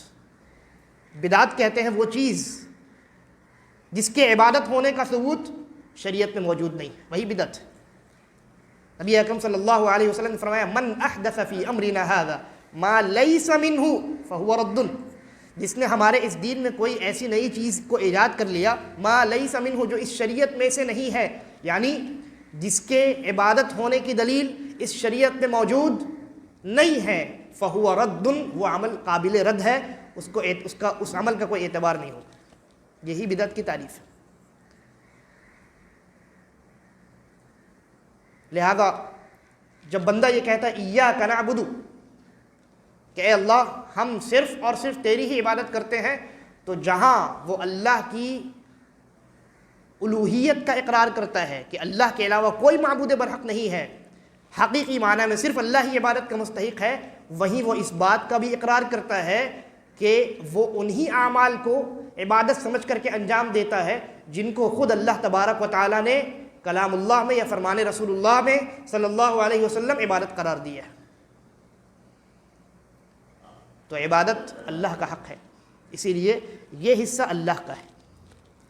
اس کے بعد ایاک نستعین، ایاک نعبد و ایاک نستعین، اس کے بعد بندہ کہتا ہے اے اللہ ہم تجھ ہی سے مدد طلب کرتے ہیں. استعانت کا مطلب ہوتا ہے عون مانگنا، عون کا مطلب ہوتا ہے مدد، مدد کا طلبگار ہونا، اللہ سے یہ کہنا کہ اے اللہ تو ہماری مدد کر، یہ معنی ہوتا ہے استعانت کا. اور اللہ جب مدد کرتا ہے تو فائدہ کس کا ہوتا ہے؟ بندے کا ہوتا ہے. لہذا یہ جملہ یہ بندے کا ہے، اس سے بندے کو فائدہ ہوتا ہے، یہ بندے کی چیز ہے. اسی لیے اللہ نے کیا کہا، ھذا بینی وبین عبدی نصفین، یہ آیت میرے اور میرے بندے کے درمیان آدھی آدھی ہے. ایاک نعبد میں عبادت میرا حق ہے، ایاک نستعین میں استعانت سے فائدہ بندے کو ہوتا ہے. اور عبادت کے فوراً بعد عبادات کی تو بہت ساری قسمیں ہیں، ان تمام قسموں میں استعانت کا تذکرہ کیا گیا. کیوں کیا گیا؟ اس لیے کہ یہ بتلا دیا جائے کہ انسان جو کچھ عبادات انجام دیتا ہے وہ بغیر اللہ کی مدد کے انجام نہیں دے سکتا. لہذا یہ بات معلوم ہوئی کہ انسان کو صرف عبادت کے انجام دہی پر اکتفا نہیں کرنا چاہیے، بلکہ اس عبادت کو انجام دینے کی دعا اللہ رب العالمین سے کرنی چاہیے. اگر اللہ توفیق نہ دے تو انسان عبادت نہیں کر سکتا. یہی وجہ ہے آپ ہر نماز کے بعد ایک دعا پڑھتے ہیں. کون سی دعا؟ اللہم اعنی علی ذکرک و شکرک و حسن عبادتک. کیا ترجمہ ہے؟ اللہم اعنی، اے اللہ میری مدد کر. بندہ استعانت طلب کر رہا ہے کس چیز پر؟ علی ذکرک، کہ میں تیرا ذکر کروں، و شکرک، کہ میں تیرا شکر بجا لاؤں، و حسن عبادتک، اور میں تیری بہترین انداز میں عبادت کروں. خود نبی اکرم صلی اللہ علیہ وسلم نے صحابی کو یہ نصیحت فرمائی تھی. صحابی رسول کو غالباً حضرت ابو ہریرہ ہے، میں اگر میری یادداشت خطا نہیں کر رہی ہو تو، اور اس روایت کی سند میرے پاس موجود ہے. خود اللہ کے نبی صلی اللہ علیہ وسلم نے کہا تھا کہ اے ابو ہریرہ، غالباً ابو ہریرہ یا جابر بن عبداللہ، کہ میں تم سے محبت کرتا ہوں، میری یہ وصیت یاد رکھنا، ہر نماز کے بعد یہ کہنا اللہم اعنی علی ذکرک و شکرک. نماز افضل ترین عبادت ہے. اس عبادت کے انجام دہی کے بعد نبی اکرم صلی اللہ علیہ وسلم نے ہمیں یہ تعلیم دی ہے کہ عبادت کے انجام دہی پر اکتفا نہیں کرنا، بلکہ اس عبادت کے انجام دینے کے فوراً بعد اللہ رب العالمین سے مدد طلب کرنا. اے اللہ مجھے بہترین انداز میں اپنی عبادت کرنے کی توفیق عطا فرما. لہذا انسان کو اپنی عبادت سے غرور میں مبتلا نہیں ہونا چاہیے، احساس برتری کا شکار نہیں ہونا چاہیے، بلکہ عبادت کے انجام دینے کے بعد انسان کو اس بات کا خوف لاحق ہونا چاہیے کہ اللہ تبارک و تعالیٰ نے میری اس عبادت کو قبول کیا ہے یا نہیں کیا، اور اس عبادت کے بعد دوسری عبادت کی توفیق اللہ تبارک و تعالیٰ کی جانب سے ملے گی کہ نہیں ملے گی. یہ دونوں چیزیں انسان کو، ان دونوں چیزوں کی فکر ہونی چاہیے. قرآن مجید میں اللہ تبارک و تعالیٰ نے ایک جگہ ارشاد فرمایا کہ کچھ لوگ ہیں جو اللہ کے راستے میں جب خرچ کرتے ہیں تو ان کے دل لرز رہے ہوتے ہیں، ان کے دل لرز رہے ہوتے ہیں. اس کے بعد نبی اکرم صلی اللہ علیہ وسلم نے یہ وضاحت فرمائی کہ یہ لوگ جو اللہ کے راستے میں خرچ کرتے ہیں اور ان کے دل لرز رہے ہوتے ہیں، یہ کوئی چوری کرنے والے، زنا کرنے والے نہیں ہوتے، بلکہ یہ اللہ کے عبادت گزار بندے ہوتے ہیں. یہ عبادت کرنے کے بعد اس خوف میں مبتلا رہتے ہیں کہ اللہ نے میری عبادت کو قبول کیا کہ نہیں کیا. خیر، تو بات اور بہت لمبی ہو جائے گی. ایاک نعبد و ایاک نستعین، ہم اے اللہ صرف تیری ہی عبادت کرتے ہیں اور صرف تجھ ہی سے استعانت طلب کرتے ہیں. لہذا انسان کے لیے مخلوقات سے مدد طلب کرنا جائز ہے، لیکن چند شروط کے ساتھ. پہلی شرط تو یہ ہے کہ وہ مخلوق اس کی مدد کرنے پر قادر ہو. دوسری شرط یہ ہے کہ وہ مخلوق حاضر ہو.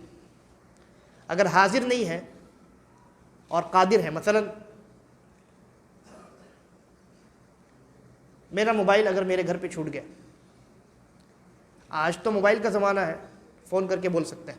مان لیجئے موبائل کا زمانہ نہیں، میرا موبائل میرے گھر پہ چھوٹ گیا، تو میرا بھائی گھر میں موجود ہے. میرا بھائی موبائل لانے پر قادر ہے یا نہیں قادر ہے؟ قادر ہے. لیکن کیا وہ حاضر ہے؟ نہیں. کیا میری بات اس تک پہنچ سکتی ہے بغیر موبائل کے، بغیر وسیلے کے؟ نہیں پہنچ سکتی. لہذا حاضر ہونا ضروری ہے. دوسرا، قادر ہونا ضروری ہے. قبر کے نیچے ایک بزرگ، اللہ کے بہت نیک بندے تھے، انتقال ہو گیا، قبر کے نیچے موجود. چلیے مان لیتے ہیں ان تک میری آواز بھی پہنچ جاتی، مان لیتے ہیں، حالانکہ پہنچ نہیں سکتی. منومن مٹی کے نیچے انسان کو آواز کہاں سے پہنچے؟ زندہ انسان کو نہیں پہنچے، مردے کو کہاں سے پہنچے؟ تو بہرحال ہم مان لیتے ہیں چلیے آواز پہنچتی. لیکن اگر آواز پہنچ بھی جائے تو کیا وہ انسان کو اولاد دینے پر قادر ہے؟ قادر نہیں. لہذا دونوں شروط ہونے چاہیے، بندہ حاضر بھی ہو اور بندہ قادر بھی ہو، ان دونوں شروط کے ساتھ انسان مخلوقات سے مدد طلب کر سکتا ہے، اور وہ جو سامنے والا مدد کرے گا اس کا وہ مدد کرنا وہ بھی اللہ کی توفیق سے ہوگا، بغیر اللہ کی توفیق سے نہیں ہو سکتا۔ لہذا بعض جب ہم یہ کہتے ہیں کہ صرف اللہ سے استعانت طلب کرو، صرف اللہ سے مدد طلب کرو، تو بعض لوگ کہتے ہیں صرف اللہ سے کیسے مدد طلب کریں؟ ارے بھائی، آپ کو پیاس لگتی ہے تو آپ اپنی بیوی کو نہیں کہتے ایک گلاس پانی لا کر کے دو، تو وہ آپ کی بیوی آپ کی مدد نہیں کر رہی۔ ہم کہتے ہیں دو باتیں، پہلی بات، میری وہ بیوی حاضر بھی ہے، قادر بھی ہے۔ دوسری چیز، اس کے باوجود ہم یہ عقیدہ رکھتے ہیں کہ حقیقی استعانت اللہ ہی سے مانگی جائے گی، کیونکہ میری بیوی اگر اللہ کی توفیق نہ ہو تو ایک گلاس پانی بھی نہیں لا کر کے دے سکتی۔ ہو سکتا ہے اللہ کی جانب سے کوئی مسئلہ ہو جائے، ہو سکتا ہے میری بیوی بھول جائے، میں نے کہا ایک گلاس پانی لے کر کے آؤ، وہ کچن میں چلی گئی، بھول گئی، اللہ نے توفیق نہیں دی۔ معلوم یہ ہوا کہ حقیقی استعانت انسان کس سے طلب کرے گا؟ اللہ رب العالمین سے طلب کرے گا۔ بلکہ علماء نے یہ بھی لکھا ہے کہ گرچہ بندہ حاضر و قادر ہو، اس کے باوجود مخلوق سے استعانت طلب کرنے سے انسان کو حد درجہ یعنی حتی الامکان اجتناب ہی کرنا چاہیے، اسی میں خیر اور اسی میں بھلائی ہے۔ یہ تقوی کا بہت اعلیٰ درجہ ہے کہ انسان اپنی ضرورت کی چیز بھی، بعض سلف کے بارے میں آتا ہے کہ جب انہوں نے نبی اکرم صلی اللہ علیہ وسلم کا یہ فرمان سنا کہ دینے والا ہاتھ یعنی اوپر والا ہاتھ نیچے والے ہاتھ سے بہتر ہے، تو انہوں نے مرتے دم تک کبھی یہ بھی نہیں کیا کہ وہ سواری پہ جا رہے ہوں، ان کا کوئی سامان گر گیا ہو تو کسی سے کہہ دیا ہو کہ اٹھا کر کے مجھے دے دو، اترے اور اپنے سامان کو خود لیا اور دوبارہ چڑھ گئے۔ مرتے دم تک انہوں نے ایسا کیا۔ انہوں نے جن چیزوں پر مخلوق قادر بھی ہو، ان چیزوں میں بھی مخلوق سے استعانت طلب کرنے کو پسند نہیں کیا۔ یہ تقوی کا اعلیٰ معیار ہے، لیکن جائز ہے، لیکن کوئی انسان اگر تقوی اختیار کرنا چاہے، پرہیزگاری کا اعلیٰ معیار اختیار کرنا چاہے، وہاں پہنچنا چاہے، تو اس کے لیے یہ راستہ ہے۔ لہذا استعانت سے فائدہ بندے کو ہوتا ہے، اس لیے اللہ رب العالمین نے کہا ھذا بینی و بین عبدی نصفین، کہ یہ آیت آدھا میرے لیے ہے اور آدھا میرے بندے کے لیے ہے، عبادت میرا حق ہے، اور استعانت سے جب میں مدد کرتا ہوں تو فائدہ بندے کا ہوتا ہے۔ 1 گھنٹے سے زیادہ ہو گیا، جی جاری رکھا جائے کیا؟ انشاءاللہ۔ اس کے بعد اللہ رب العالمین کہتا ہے وَلِعَبْدِي مَا سَأَلَ، اب بندہ مجھ سے جو کچھ مانگے گا میں اسے عطا کروں گا۔ اب بندہ کہتا ہے اهْدِنَا الصِّرَاطَ الْمُسْتَقِيمَ، اے ہمارے رب، اے اللہ، ہمیں صراط مستقیم کی جانب، ہمیں صراط مستقیم کی ہدایت دے۔ صراط مستقیم یعنی سیدھا راستہ، صراط مستقیم یعنی سیدھا راستہ۔ سیدھے راستے سے مراد کیا ہے؟ یعنی سیدھا راستہ، کون سا سیدھا راستہ؟ وہ سیدھا راستہ جو سیدھا جنت کی طرف جاتا ہے، کامیابی کی جانب جاتا ہے، اللہ کی رضامندی، اللہ کی خوشنودی کی جانب جاتا ہے۔ اور اس کے بالمقابل ٹیڑھا راستہ بھی ہے، ٹیڑھا راستہ بھی موجود ہے، لیکن ہمیں یہ دعا سکھلائی گئی ہے کہ ہم اللہ سے دعا کریں، اے اللہ ہمیں اس سیدھے راستے پر قائم رکھنا، ٹیڑھے راستے کی جانب ہمیں نہ چلانا، اس لیے کہ ٹیڑھا راستہ جہنم کی جانب لے کر کے جاتا ہے۔ اور یہاں ہدایت کی دعا بندہ اللہ رب العالمین سے کر رہا ہے، کہتا ہے ایاک اہدنا الصراط المستقیم، کہ اے اللہ ہمیں صراط مستقیم کی ہدایت دے۔ ہدایت جو ہے 2 قسم کی ہوتی ہے، ہدایت 2 قسم کی ہوتی ہے۔ ایک ہدایت ہوتی ہے جس کو آپ کہتے ہیں، علماء کہتے ہیں ہدایت الدلالہ والارشاد، اور ایک ہدایت ہوتی ہے جس کو کہتے ہیں ہدایت التوفیق۔ کیا مطلب ہوا؟ مطلب یہ ہوا، ہدایت کی پہلی قسم ہے ہدایت الدلالہ والارشاد، یعنی ہدایت یعنی سیدھے راستے کی رہنمائی کر دینا، سیدھے راستے کی جانب انسان کو اشارہ دے دینا کہ یہ راستہ سیدھا ہے، بتلا دینا کہ یہاں یہ راستہ سیدھا ہے، یہ ہدایت الدلالہ والارشاد ہے۔ مثلا کوئی آدمی پوچھے مجھ سے آ کر کے کہ یہاں سے مٹیا برج جانے کا راستہ کون سا ہے، تو میں اس کو بتاؤں گا یہ راستہ مٹیا برج جانے کا ہے، یہ میں نے اس کو کیا کیا، وہ سیدھا راستہ بتا دیا۔ اس کو کہتے ہیں ہدایت الدلالہ والارشاد، سیدھا راستہ دکھلا دینا۔ یہ پہلی قسم ہوئی. دوسری قسم ہے ہدایت التوفیق، وہ جو سیدھا راستہ دکھلایا گیا ہے نا، اس سیدھے راستے پر چلنے کی توفیق دینا. کیونکہ آپ منزل مقصود تک صرف سیدھے راستے کو جان کر کے دیکھ کر کے نہیں پہنچ سکتے. پہنچیں گے کب؟ جب آپ کو سیدھے راستے پر چلنے کی توفیق ملے گی. بندہ یہاں اللہ رب العالمین سے ان دونوں ہدایات کا سوال کرتا ہے. اسی لیے یہاں الہ کا لفظ نہیں لایا گیا. الہ کا لفظ نہیں لایا گیا کہ سیدھے راستے کی خالی جانب ہدایت مراد ہے، سیدھا راستہ دکھلانا خالی مراد ہے. نہیں، یہ نہیں کہا گیا کہ اہدنا الی الصراط المستقیم. الہ کو ہٹا دیا گیا، کیونکہ اگر الہ آ جاتا تو اس کا معنی ہوتا کہ سیدھا راستہ بس دکھلا دے ہمیں. لیکن اللہ رب العالمین نے الہ کا استعمال نہیں کیا، کہا اہدنا الصراط المستقیم. اے ہمارے رب، بندہ دعا کرتا ہے، اے ہمارے رب، اے ہمارے اللہ، ہمیں سیدھا راستہ دکھلا بھی دے اور اس سیدھے راستے پر چلنے کی توفیق بھی مرحمت فرما. اس کے بعد بندہ کہتا ہے صراط الذین انعمت علیہم. اس سیدھے راستے کی تھوڑی سی تفصیل ہو رہی. کون سا سیدھا راستہ؟ کہا وہ سیدھا راستہ، وہ راستہ یا ان لوگوں کا راستہ جن لوگوں پر تو نے اپنا انعام نازل کیا، تو نے اپنا احسان نازل کیا، یعنی وہ تیرے جانب سے انعامات کے مستحق بنے. وہ انعام کے مستحق اس لیے بنے کیونکہ وہ منزل مقصود تک پہنچ گئے، یعنی جنت تک پہنچ گئے، اور جنت اللہ کی نعمت ہے. تو بندہ دعا کرتا ہے، مزید تفصیل کرتا ہے. ایک بار تو اس نے دعا کر دی، اے اللہ مجھے سیدھے راستے کی جانب اور سیدھے راستے کی جانب میری رہبری کر، مجھے سیدھا راستہ دکھلا دے اور مجھے سیدھے راستے پر چلنے کی توفیق بھی عطا کر.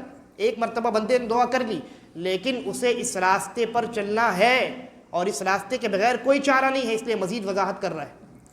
مزید بندہ وضاحت کر رہا ہے، اللہ سے دعا کر رہا ہے صراط الذین انعمت علیہم. اے اللہ ہمیں ان لوگوں کے راستے پر چلانا جن لوگوں پر تیرا انعام نازل ہوا ہے. یہ کون لوگ ہیں جن پر اللہ کا انعام نازل ہوا ہے؟ یہ اللہ کے انبیاء ہیں، اللہ کے نیک صالح بندے ہیں، اللہ کے سچے بندے ہیں، اور اللہ کے راستے میں شہید ہونے والے بندے ہیں. ان لوگوں پر اللہ رب العالمین نے اپنا انعام نازل کیا. لہذا سیدھا راستہ کون سا راستہ ہے؟ نبیوں والا راستہ ہے. سیدھا راستہ کون سا راستہ ہے؟ نیک لوگوں والا راستہ ہے. کون سے نیک لوگ؟ جنہوں نے انبیاء کے راستے کو اختیار کیا. سچے لوگوں کا راستہ ہے، شہید ہونے والے لوگوں کا راستہ ہے، جنہوں نے اللہ کو سب سے پہلے نمبر پہ رکھا، دین اور شریعت کو سب سے پہلے نمبر پہ رکھا، اپنی جان کو بھی دوسرے نمبر پہ رکھا. اور یہاں ہمارا معاملہ یہ ہے کہ ہمیں تھوڑی سی تکلیف ہوتی ہے تو ہم اللہ کے دین کو دوسری طرف رکھتے ہیں، پہلے دنیا دیکھتے ہیں، دنیا کے لوگوں کو دیکھتے ہیں. لہذا بندہ کہتا ہے صراط الذین انعمت علیہم، اے اللہ ہمیں ان لوگوں کے راستے پر چلانا کہ جن کے اوپر تو نے اپنا انعام نازل کیا. اور جو ٹیڑھا راستہ ہے نا، اب اس ٹیڑھے راستے سے پناہ مانگی جا رہی ہے. اس ٹیڑھے راستے پر چلنے والے جو لوگ ہیں، ان لوگوں میں سے دو لوگوں کا یا دو گروہوں کا تذکرہ ہوا. بندہ کہتا ہے غیر المغضوب علیہم ولا الضالین. اے اللہ ان لوگوں کے راستے پر نہ چلانا پہلے نمبر پہ جن لوگوں پر تیرا غیظ و غضب اور تیرا غصہ نازل ہوا. دوسرے نمبر پہ جن لوگوں کو تو نے گمراہ کر دیا، جو لوگ گمراہ ہو گئے، گمراہی کے شکار ہو گئے. در حقیقت اللہ نے 3 گروہوں کا تذکرہ کیا. سب سے پہلے تو انعام یافتہ گروہ، یہ انبیاء اور صلحاء اور شہداء کا ہے. دوسرا گروہ ان لوگوں کا ہے جن پر اللہ کا غصہ اور غضب نازل ہوا. تیسرا گروہ ان لوگوں کا ہے جو گمراہ ہو گئے. پہلا گروہ وہ ہے جسے اللہ نے ہدایت کی دونوں قسمیں عطا کی. ہدایت الدلالہ والارشاد بھی ملا، یعنی سیدھا راستہ ان کو دکھلا بھی دیا گیا. ہدایت التوفیق بھی ملی، انہیں اس سیدھے راستے پر چلنے کی اللہ رب العالمین نے توفیق بھی عطا کی. اب یہ جو بقیہ 2 گروہ ہیں، ان میں جو پہلا گروہ ہے غیر المغضوب علیہم، المغضوب علیہم جو ہیں جن پر اللہ کا غیظ و غضب اور غصہ نازل ہوا، اس سے مراد یہودی حضرات. اس سے مراد کون ہے؟ یہودی ہیں. اور ان کو المغضوب علیہم کیوں کہا گیا؟ اس لیے کہ انہیں ہدایت کی دونوں قسموں میں سے ایک قسم مل چکی تھی، دوسری قسم نہیں ملی۔ انہیں سیدھا راستہ دکھلا دیا گیا تھا، حضرت موسیٰ علیہ السلام نازل ہوئے، تورات نازل کیا گیا، صرف اسی پر بس نہیں بلکہ حضرت موسیٰ کو تورات کے بعد بھی بہت سارے صحیفے عطا کیے گئے، صحف ابراہیم و موسیٰ۔ تو اللہ نے نبی بھی بھیج کر یہ سیدھا راستہ دکھلایا، اللہ نے اپنی کتاب بھی بھیجی، اس کے ذریعے سے سیدھا راستہ دکھلایا، اللہ نے مختلف صحیفے بھی بھیجے ان کی ہدایت کے لیے، سیدھا راستہ ان کو دکھلانے کے لیے۔ ان کو ہدایت کی پہلی قسم مل چکی تھی، لیکن ان کو ہدایت کی دوسری قسم نہیں عطا ہوئی، لہذا ان کے اوپر اللہ کا غصہ اور غضب نازل ہوا۔ کیوں نازل ہوا؟ اس لیے کہ جب ان کو ہدایت کی پہلی قسم مل گئی، یعنی ان کو علم مل گیا، ان کو سیدھے راستے کا علم مل گیا، ان کو اللہ کی شریعت کا علم مل گیا،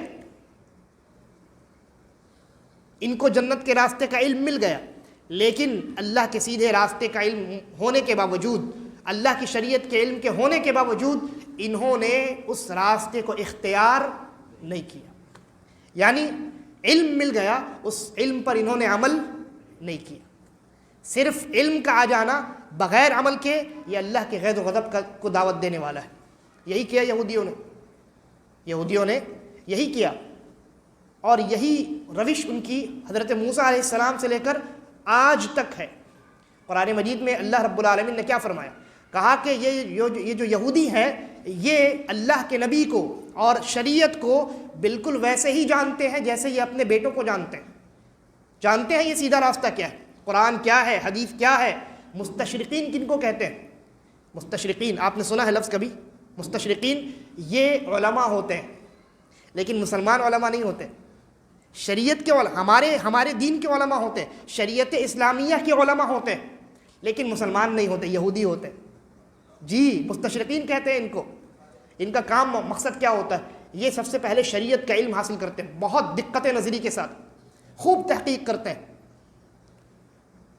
بہت کتابیں لکھتے ہیں۔ اپنی تحقیق، جب انسان تحقیق کرتا ہے اس تحقیق کو جمع کرنے کے لیے کتاب لکھتا ہے، تو تحقیق کرتے ہیں، شریعت کو سمجھتے ہیں، پڑھتے ہیں، بہت بڑے عالم بنتے ہیں، محقق بنتے ہیں، اور ان کی لکھی ہوئی آج بھی بہت ساری ایسی کتابیں ہیں جن سے مسلم علماء استفادہ کرتے ہیں۔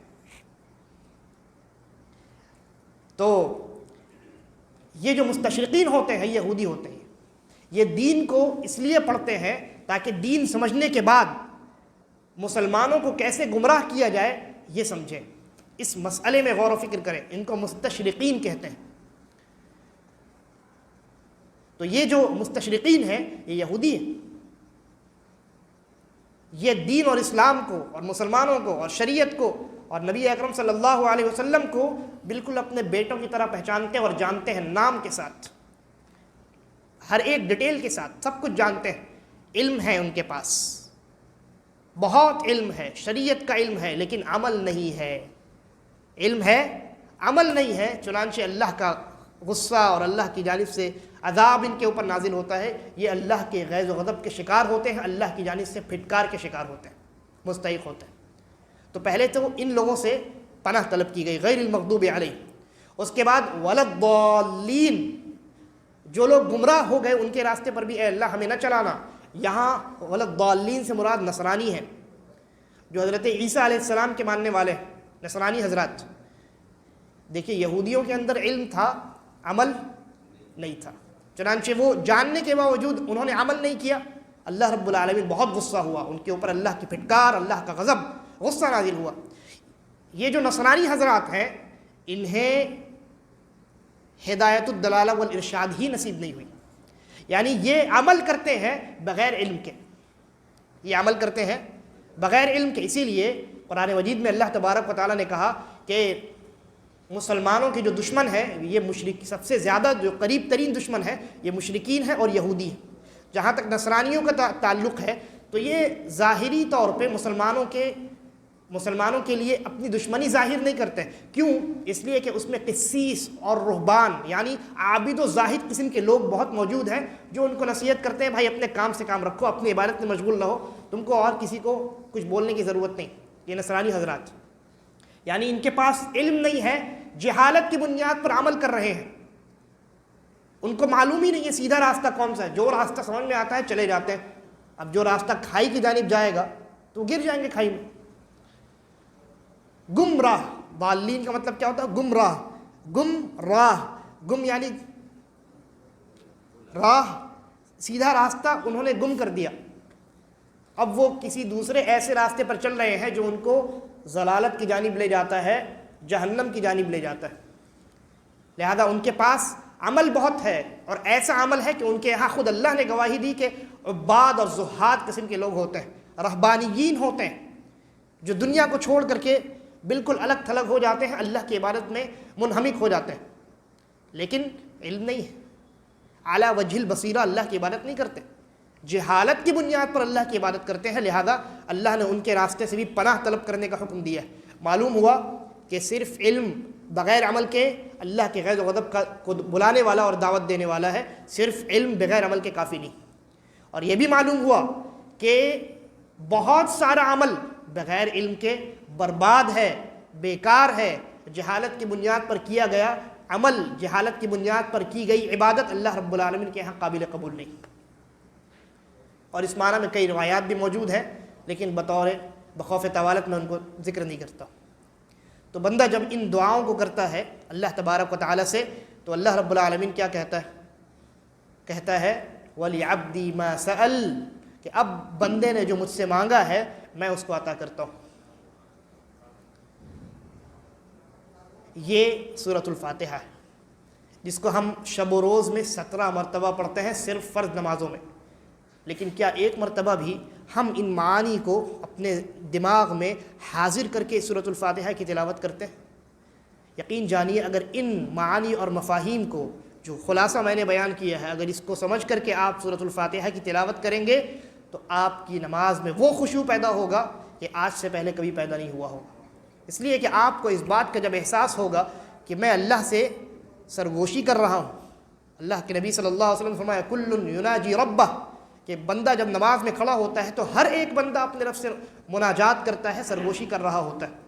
انسان یہ دل میں خیال پیدا کرے، یہ احساس اور شعور اگر اس کے دل میں پیدا ہو جائے کہ میں کھڑا ہوں اللہ رب العالمین کے سامنے، میرے ایک ایک جملے کو اللہ گرنے نہیں دیتا، ایک ایک جملے کا جواب دیتا ہے، اس بندے کی عبادت میں خشوع کا کیا مقام ہوگا۔ لہذا ہمیں یہ کوشش کرنی چاہیے کہ ہم جب سورۃ الفاتحہ، کم از کم یہ کوشش تو ہونی ہی چاہیے کہ جب ہم سورۃ الفاتحہ کی تلاوت کریں تو اس حدیث قدسی کو ضرور یاد رکھیں، اور اللہ رب العالمین کیا جواب دیتا ہے اس جواب کو ضرور اپنے ذہن میں مستحضر رکھیں۔ حقیقی معنی میں اللہ جواب دیتا ہے، ایسا نہیں ہے کہ اللہ کے نبی نے کہہ دیا تو یہ صرف سمجھانے کے لیے۔ حقیقی معنی میں جب بھی بندہ نماز میں کھڑا ہوتا ہے الحمدللہ رب العالمین کہتا ہے، اللہ رب العالمین کہتا ہے میرے بندے نے میری تعریف بیان کی، میری حمد بیان کی، میرے بندے نے میری ثنا بیان کی، میرے بندے نے میری بزرگی بیان کی، یہ آیت میرے اور میرے بندے کے لیے، میرے اور میرے بندے کے درمیان آدھی آدھی تقسیم ہے۔ اس کے بعد بندہ جب یہ دعائیں کرتا ہے اللہ کہتا ہے میرے بندے نے جو مانگا ہے میں اس کو عطا کرتا ہوں۔ اللہ ہماری ہر ایک بات کا جواب دے رہا ہے، اور اگر ہم غافل ہوں، ہم نماز میں کھڑے ہو کر کے اگر غافل رہیں تو ایسی صورت میں ہم سے بڑا بدقسمت اگر کوئی ہوگا، ہم سے بڑا بدقسمت بھائی، اگر اس ملک کا پرائم منسٹر اگر آپ سے آ کر کے گفتگو کرنے کے لیے تیار ہو جائے، آپ منہ موڑ کر کے بیٹھے رہیں، آدمی بولے گا کیسا بے وقوف آدمی ہے، پرائم منسٹر آ کر کے بات کر رہا ہے۔ پرائم منسٹر چھوڑ دیجیے، محلے کا ایک معمولی کونسلر آ جائے کسی کے یہاں تو 10 لوگ بھیڑ لگا دیتے ہیں، کونسلر آ بھائی صاحب، بات کون آدمی ہے یہ، اس سے ملنے کے لیے کونسلر اس کے گھر تشریف لے کر کے آئے، وہ آدمی بھی ایک دم متنبہ ہو جاتا ہے اور تیار ہو جاتا ہے کہ کونسلر صاحب میرے گھر پہ آئے ہیں، ان سے گفتگو کرتا ہوں، اپنی چیزیں ان سے مانگتا ہوں، اور میرے گھر میں فلاں پریشانی ہے، ان سے کہتا ہوں یہ حل کرا دیں گے۔ اللہ رب العالمین جو پوری کائنات کا خالق و مالک ہے، پوری کائنات کا مینیجر ہے، پوری کائنات کا مدبر ہے، پوری کائنات کا بادشاہ ہے، پوری کائنات جس کی ملکیت میں ہے، انسان کو جس نے پیدا کیا، جس کے رحم و کرم پر انسان سانس لیتا ہے، وہ اللہ ہم سے گفتگو کرنے کے لیے، سرگوشی کرنے کے لیے تیار ہے۔ اور اگر ہم نماز میں کھڑے ہو کر کے غافل رہیں تو کیا ہم سے بڑا بدقسمت کوئی ہو سکتا ہے؟ نہیں ہو سکتا۔ لہذا کم از کم انسان کو یہ کوشش کرنی چاہیے کہ نماز میں جب انسان سورۃ الفاتحہ کو پڑھے تو یہ خیال ذہن میں لائے، اس بات کا احساس کرے کہ میں اپنے رب سے، اپنے اللہ سے سرگوشی کر رہا ہوں، اور یہ پہلی چیز ہوئی. اور دوسری چیز جو خلاصہ میں نے بیان کیا ہے، اس خلاصے کو انسان ذہن میں رکھے اور سورۃ الفاتحہ کے جو تقاضے میں نے بیان کیے ہیں ان تقاضوں پر عمل کرے، تاکہ بندے کا قول اور جو فعل ہو ان دونوں میں تضاد نہ ہو. مومن کے قول و فعل میں تضاد نہیں ہوتا، تضاد منافقین کے قول و فعل میں ہوتا ہے. منافقین زبان سے کہتے ہیں کہ ہم اصلاح کرنے والے ہیں، ہم ایمان لانے والے ہیں. اللہ نے کہا اللہ گواہی دیتا ہے کہ وہ مومن نہیں. لہذا ہمارے قول و فعل میں تضاد نہیں ہونا چاہیے. ہم سورۃ الفاتحہ میں اس بات کا جب اقرار کریں کہ ہم صرف اللہ کی عبادت کریں گے، اللہ کے علاوہ کسی کی عبادت نہیں کریں گے، ہمارا سر کسی اور کے سامنے جھکنا نہیں چاہیے. یہ سورۃ الفاتحہ کی میں نے مختصر تفسیر، جیسا کہ شیخ نے کہا تھا، بیان کرنے کی کوشش کی ہے. ورنہ اس کی تفسیر میں چونکہ یہ ام القرآن ہے، قرآن مجید کی ماں ہے، یعنی اس کے اندر مفاہیم و معانی کے اتنے جوہر پوشیدہ ہیں، اتنی موتیاں موجود ہیں اس میں کہ اگر ان کو چنا جائے تو ایک بہت لمبا وقت درکار ہے. لہذا ہماری یہ کوشش ہونی چاہیے کہ ہم سورۃ الفاتحہ کو جب پڑھیں تو اس کا یہ معنی اور مفہوم جو بیان کیا گیا ہے اس پر غور و فکر کریں، اور قرآن مجید کو جب تلاوت کریں تو یہ کوشش کریں کہ اس میں اللہ رب العالمین نے جو کچھ ارشاد فرمایا ہے اس میں اللہ کی مراد کیا ہے اس کو جاننے اور سمجھنے کی فکر اور اس کا جذبہ ہمارے دل میں ہو. اس لیے کہ نجات اور ہدایت کا جو راستہ ہے وہ قرآن مجید سے ہو کر کے گزرتا ہے. قرآن مجید یہ پہلی سیڑھی ہے نجات اور ہدایت کے راستے کی. اللہ تبارک و تعالی ہم تمام کو نیک سمجھ کی توفیق عطا فرمائے، قرآن مجید میں غور و فکر کرنے کی توفیق عطا فرمائے، اور جب ہمارا خاتمہ ہو تو ایمان اور اسلام پر ہو. ھذا واللہ اعلم وصلی اللہ علی نبینا وسلم، والسلام علیکم ورحمۃ اللہ وبرکاتہ.